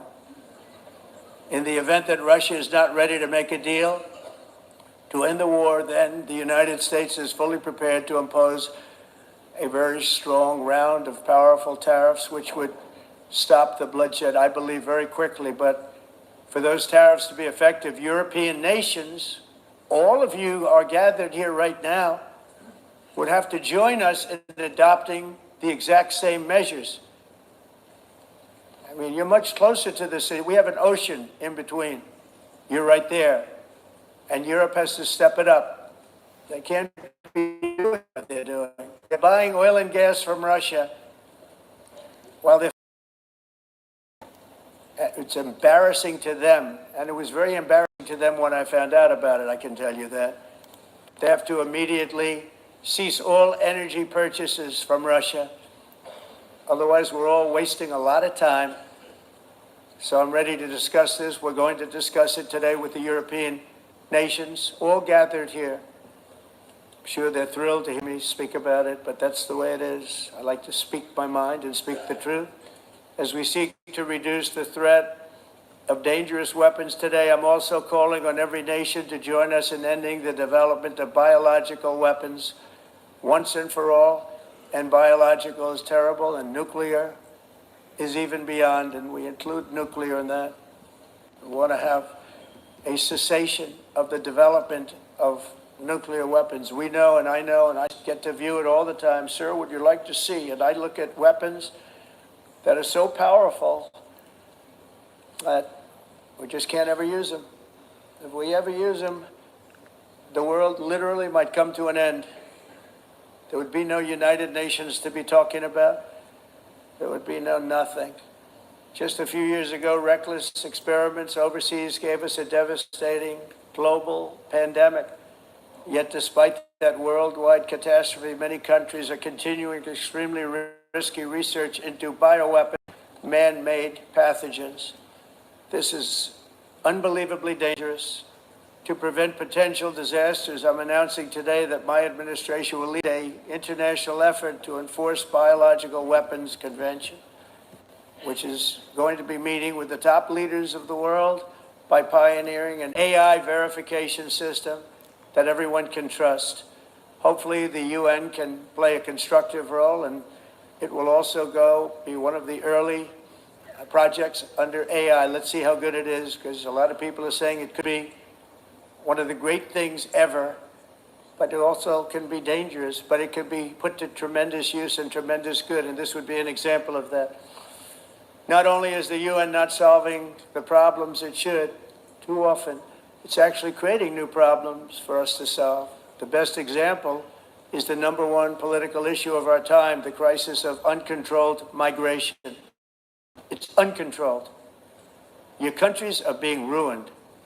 The United Nations is funding an assault on Western countries and their borders. In 2024, the UN budgeted $372 million in cash assistance to an estimated 600,000 migrants journeying into the United States. Think of that. The UN is supporting people that are illegally coming into the United States, and then we have to get them out. The UN also provided food, shelter, transportation, and debit cards to illegal aliens. Can you believe that? On the way to infiltrate our southern border. Millions of people came through that southern border. Just a year ago, millions and millions of people were pouring in, 25 million altogether over the 4 years of the incompetent Biden administration. And now we have it stopped, totally stopped. In fact, they're not even coming anymore because they know they can't get through. But what took place is totally unacceptable. The UN is supposed to stop invasions, not create them and not finance them. In the United States, we reject the idea that mass numbers of people from foreign lands can be permitted to travel halfway around the world, trample our borders, violate our sovereignty, cause unmitigated crime, and deplete our social safety net. We have reasserted that America belongs to the American people. I encourage all countries to take their own stand in defense of their citizens as well. You have to do that because I see it. I'm not mentioning names. I see it, and I can call every single one of them out. You're destroying your countries. They're being destroyed. Europe is in serious trouble. They've been invaded by a force of illegal aliens like nobody's ever seen before. Illegal aliens are pouring into Europe. Nobody has ever, and nobody's doing anything to change it, to get them out. It's not sustainable.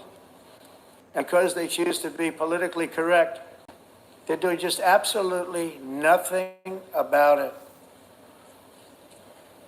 And I have to say, I look at London where you have a terrible mayor, terrible, terrible mayor. And it's been so changed, so changed.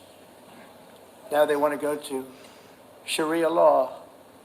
But you're in a different country. You can't do that. Both the immigration and their suicidal energy ideas will be the death of Western Europe if something is not done immediately. This cannot be sustained. What makes the world so beautiful is that each country is unique.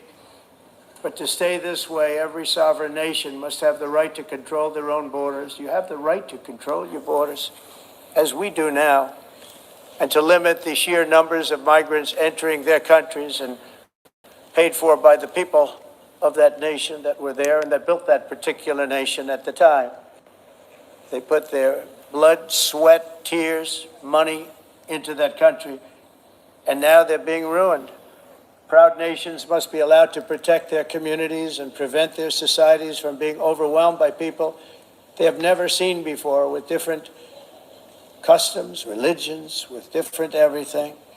Where migrants have violated laws, lodged false asylum claims, or claimed refugee status for illegitimate reasons, they should, in many cases, be immediately sent home.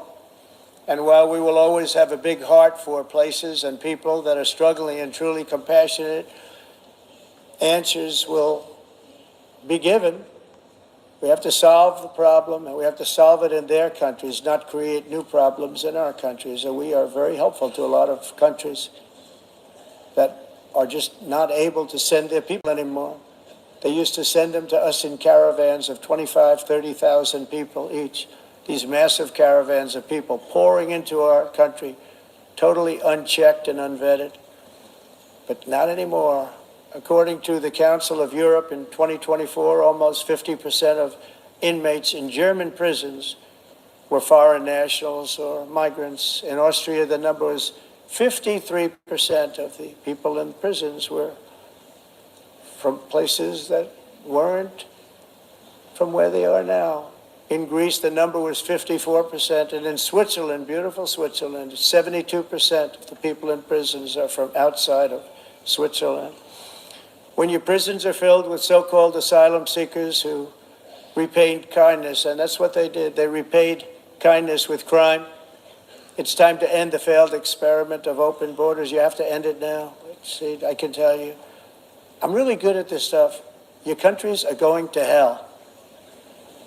In America, we've taken bold action to swiftly shut down uncontrolled migration.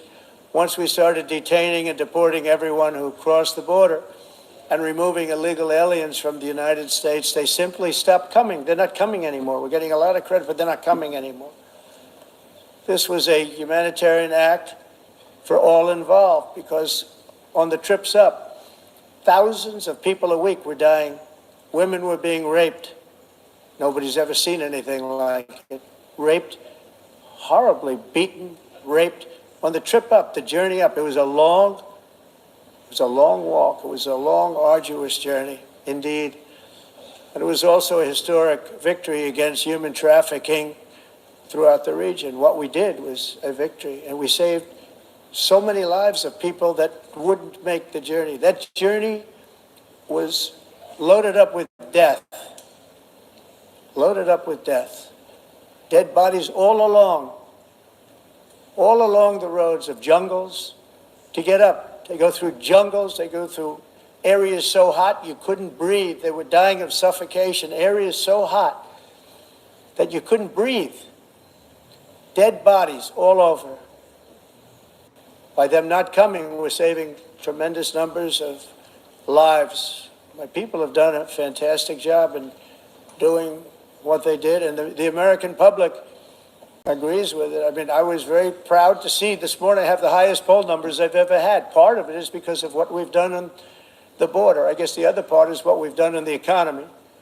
Joe Biden's policies empowered murderous gangs, human smugglers, child traffickers, drug cartels, and prisoners from all over the world The previous administration also lost nearly 300,000 children. Think of that. They lost more than 300,000 children, little children, who were trafficked into the United States on the Biden watch, many of whom have been raped, exploited, and abused, and sold.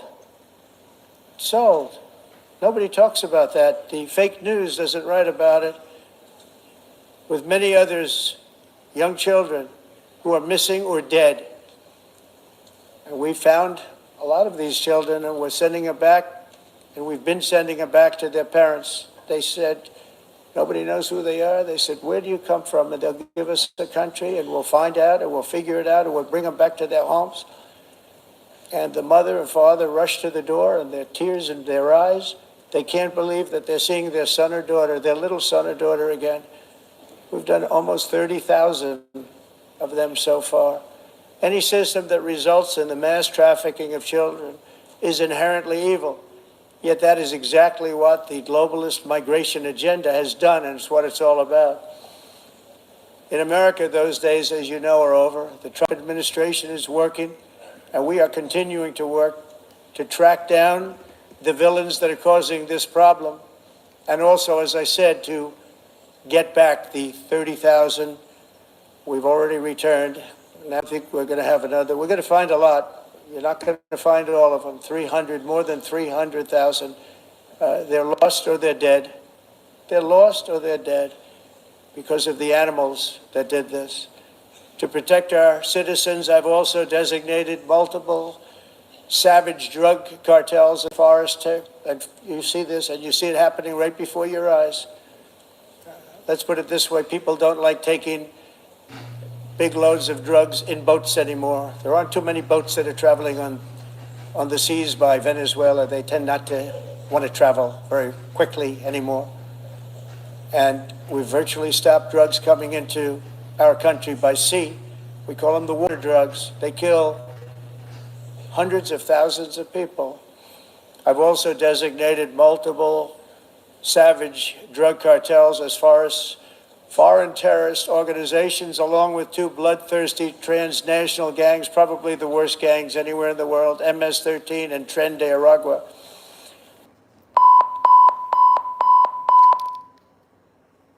From Venezuela, by the way.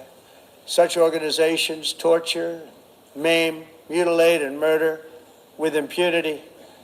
They're the enemies of all humanity. For this reason, we've recently begun using the supreme power of the United States military to destroy Venezuelan terrorists and trafficking networks led by Nicolas Maduro. To every terrorist thug smuggling poisonous drugs into the United States of America, please be warned that we will blow you out of existence. That's what we're doing. We have no choice. Can't let it happen. They're destroying. I believe we lost 300,000 people last year to drugs, 300,000. Fentanyl and other drugs. Each boat that we sink carries drugs that would kill more than 25,000 Americans. We will not let that happen. Energy is another area where the United States is now thriving like never before. We're getting rid of the falsely named renewables. By the way, they're a joke. They don't work. They're too expensive. They're not strong enough to fire up the plants that you need to make your country great. The wind doesn't blow. Those big windmills are so pathetic and so bad, so expensive to operate. And they have to be rebuilt all the time, and they start to rust and rot. Most expensive energy ever conceived, and it's actually energy. You're supposed to make money with energy, not lose money. You lose money, the governments have to subsidize. You can't put them out without massive subsidies. And most of them are built in China, and I give China a lot of credit. They build them, but they very few wind farms. So why is it that they build them and they send them all over the world, but they barely use them? You know what they use? Coal. They use gas. They use almost anything, but they don't like wind. But they sure as hell like selling the windmills. Europe, on the other hand, has a long way to go, with many countries being on the brink of destruction because of the green energy agenda. And I give a lot of credit to Germany. Germany was being led down a very sick path both on immigration, by the way, and on energy. They were going green, and they were going bankrupt. And the new leadership came in, and they went back to where they were, with fossil fuel and with nuclear, which is good. It's now safe, and you can do it properly. But they went back to where they were, and they opened up a lot of different plants, energy producing plants, and they're doing well. I give Germany a lot of credit for that. They've said this is a disaster, what's happening. They were going all green. All green is all bankrupt. That's what it represents. And it's not politically correct. I'll be very badly criticized for saying it, but I'm here to tell the truth. I don't care. It doesn't matter to me. I'm in New York City. I'm feeling a lot safer. Crime, we're getting crime down. And by the way, speaking of crime, Washington, D.C. Washington, D.C. was the crime capital of America. Now it's after 12 days, it's a totally safe city. Everyone's going out to dinner. They're going out to restaurants. Your wife can walk down the middle of the street with or without you. Nothing's going to happen. My people have done a fantastic job. And yes, I called in the National Guard, and the National Guard took care of business, and they weren't politically correct, but they took care of business. We got 1,700 career criminals out, brought them back to where they came from, the countries where they came from, or put them in jails. Washington, D.C. is now a totally safe city again, and I welcome you to come. In fact, we'll have dinner together at a local restaurant, and we'll be able to walk. We don't have to go by an armor-plated vehicle. We'll walk right over there from the White House. They've given up their powerful edge, a lot of the countries that we're talking about, in oil and gas, such as essentially closing the great North Sea oil. Oh, the North Sea, I know it so well. Aberdeen was the oil capital of Europe, and there's tremendous oil that hasn't been found in the North Sea. Tremendous oil. And I was with the Prime Minister I respect and like a lot, and I said, you're sitting with the greatest asset. They essentially closed it by making it so highly taxed that no developer, no oil company can go there. They have tremendous oil left, and more importantly, they have tremendous oil that hasn't even been found yet. And what a tremendous asset for the United Kingdom. And I hope the Prime Minister is listening, because I told it to him 3 days in a row. That's all he heard. North Sea oil, North Sea, because I want to see them do well. I want to stop seeing them ruining that beautiful Scottish and English countryside with windmills and massive solar panels that go 7 miles by 7 miles, taking away farmland. But we're not letting this happen in America. In 1982, the executive director of the United Nations Environmental Program predicted that by the year 2000, climate change would cause a global catastrophe. He said that it will be irreversible, as any nuclear holocaust would be. This is what they said at the United Nations. What happened? Here we are. Another UN official stated in 1989 that within a decade, entire nations could be wiped off the map by global warming. Not happening. You know, it used to be global cooling. If you look back years ago in the 1920s and the 1930s, they said, global cooling will kill the world. We have to do something. Then they said global warming will kill the world. But then it started getting cooler. So now they could just call it climate change, because that way they can't miss. It's climate change. Because if it goes higher or lower, whatever the hell happens, there's climate change. It's the greatest con job ever perpetrated on the world, in my opinion. Climate change, no matter what happens, you're involved in that. No more global warming, no more global cooling. All of these predictions made by the United Nations and many others, often for bad reasons, were wrong. They were made by stupid people that have cost their countries fortunes and given those same countries no chance for success. If you don't get away from this green scam, your country is going to fail. And I'm really good at predicting things, you know. They actually said during the campaign they had a hat, the best-selling hat. Trump was right about everything. And I don't say that in a braggadocious way, but it's true. I've been right about everything.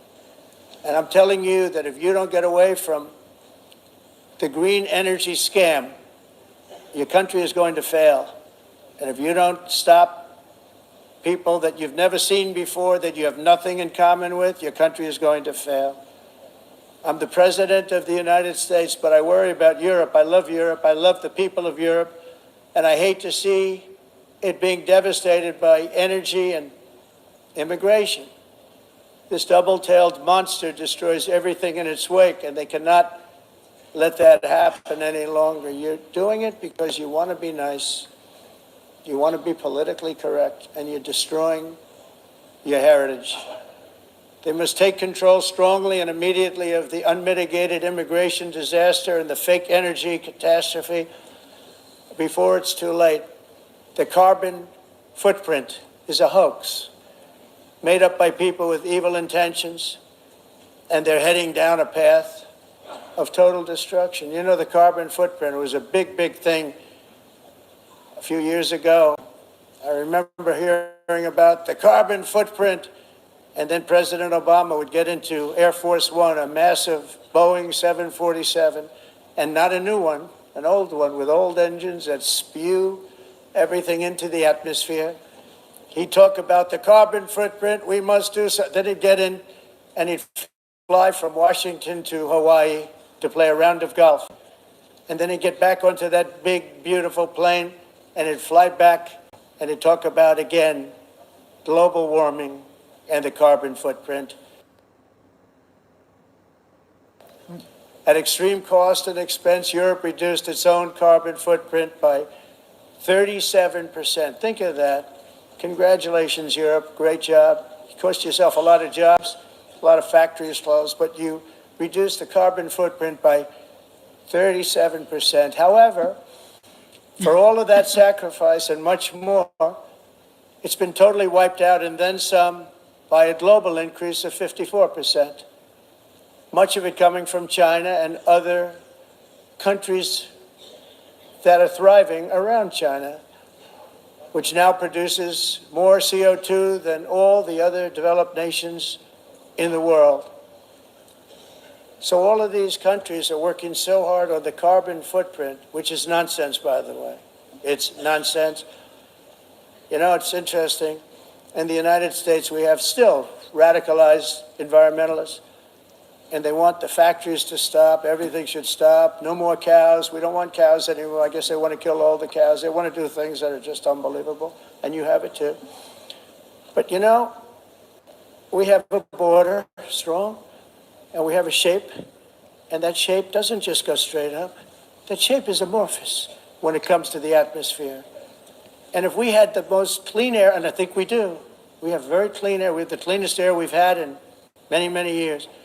But the problem is that other countries, like China, which has air that's a little bit rough, it blows. And no matter what you're doing down here, the air up here tends to get very dirty because it comes in from other countries where their air isn't so clean. And the environmentalists refuse to acknowledge that. Same thing with garbage. In Asia, they dump much of their garbage right into the ocean. And over about a 1 week and 2 week journey, it flows right past Los Angeles. You've seen it. Massive amounts of garbage, almost too much to do anything about, flowing past Los Angeles, past San Francisco, and then somebody will get in trouble because he dropped a cigarette on the beach. The whole thing is crazy. The primary effect of these brutal green energy policies has not been to help the environment, but to redistribute manufacturing and industrial activity from developed countries that follow the insane rules that are put down to polluting countries that break the rules and are making a fortune. They're making a fortune. European electricity bills are now 4 to 5 times more expensive than those in China, and 2 to 3 times higher than the United States. And our bills are coming way down. You probably see that our gasoline prices are way down. You know, we have an expression, drill.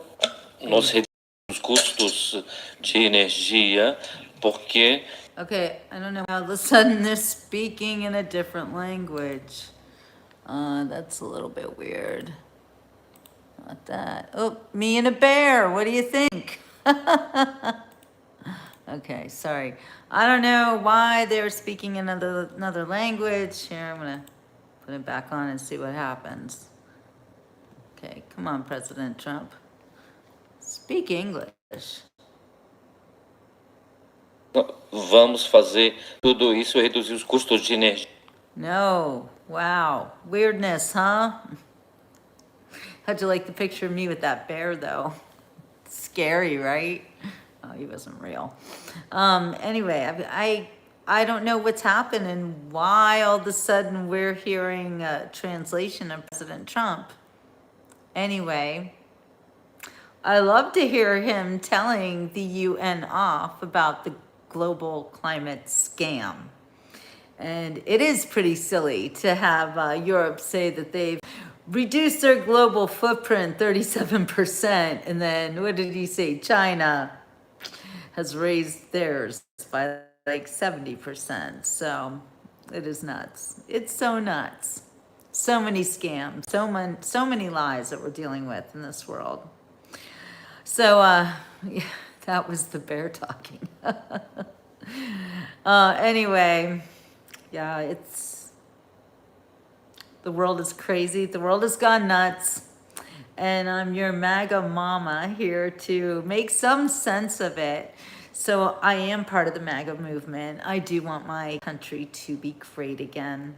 And I've been a journalist since 1987 after graduating from journalism school. So I try to help you guys understand the news. Well, what I'm showing you now are facts. It's President Trump speaking. So you can say what you want about him, but those are the words coming out of the actual mouth of the President of the United States, as opposed to listening to some talking head telling you what he said or maybe didn't say. Anyway, I'm glad to see all my patriots on here. I'm just gonna have to cut this show short because I can't find the thing where President Trump is speaking English again. I don't know what happened with that, but his speech to the UN was very telling. And I don't know if y'all could hear, but the people in the audience, they were kind of freaking out when he was telling them that climate change is a scam, which I believe it is. So it's amazing what our world is going through right now. And I'm very sorry for those of you who just can't even open your minds enough to see what's happening. I don't know if you preferred the lying administration from the last 4 years and that woman who somehow was able to just lose more than $1 billion and still not get elected. She, by the way, she's written a book where she blames everybody but herself for her failed run for presidency. She says she didn't have enough time for the people to know who she is. Was she not vice president for 4 years? Really, if you think that that would have been a better president than President Trump, who is literally putting the screws to the whole world, and they love him, then I don't know what you're doing. If you hate President Trump a whole lot, then I don't understand. I don't understand why you need to hate him so much. It's because your TV told you to, right? Because you don't have any facts to go on. And you won't listen to him because you think he's just lying. I read what you're saying. I hear how you don't understand what he's saying, and it's because you're not listening. I hear how you don't want to believe what he's saying. You call them all lies. But if you haven't noticed, gas prices are definitely down. When I don't want to call him president, when the last guy was in office, I saw gas prices go ridiculously high. Do you remember that? Were you here for that one? They're a little bit high right now, but I'm going to take $3 gas. By the way, in Pennsylvania, gas is between $3.25 and $3.50. That's a little high actually for Pennsylvania because I live in Florida and gas in Florida is about $2.85. I can find it for $2.85. And when I drive all the way up and down the country, I see the gas prices like in the Carolinas, even cheaper. Like some of them going as low as just over $2. So gas is definitely cheaper in some areas of the country, but places like Pennsylvania, it's taken a little bit of time. I don't know. I don't really trust Pennsylvania that much because constantly, this is such a nanny state. You know, they don't let people make their own decisions here. You know, you can't even buy alcohol unless you go to a state store, like, and you can't buy it on Sundays. Oh, they got all these archaic rules. Not that I'm a proponent of drinking alcohol. I'm actually not at all. I think that it's horrible. And don't forget, when COVID hit, they kept all the bars open, didn't they? Yeah, all the liquor stores, you could get all you wanted. But when it came to hydroxychloroquine or the other stuff that I'm not allowed to talk about, and I think I'm not allowed to talk about HQ either, but anyway, you couldn't get that now, could you? So, all right, you guys, I'm going to say ciao for now. Thank you for hanging out for another episode of the Beach Report.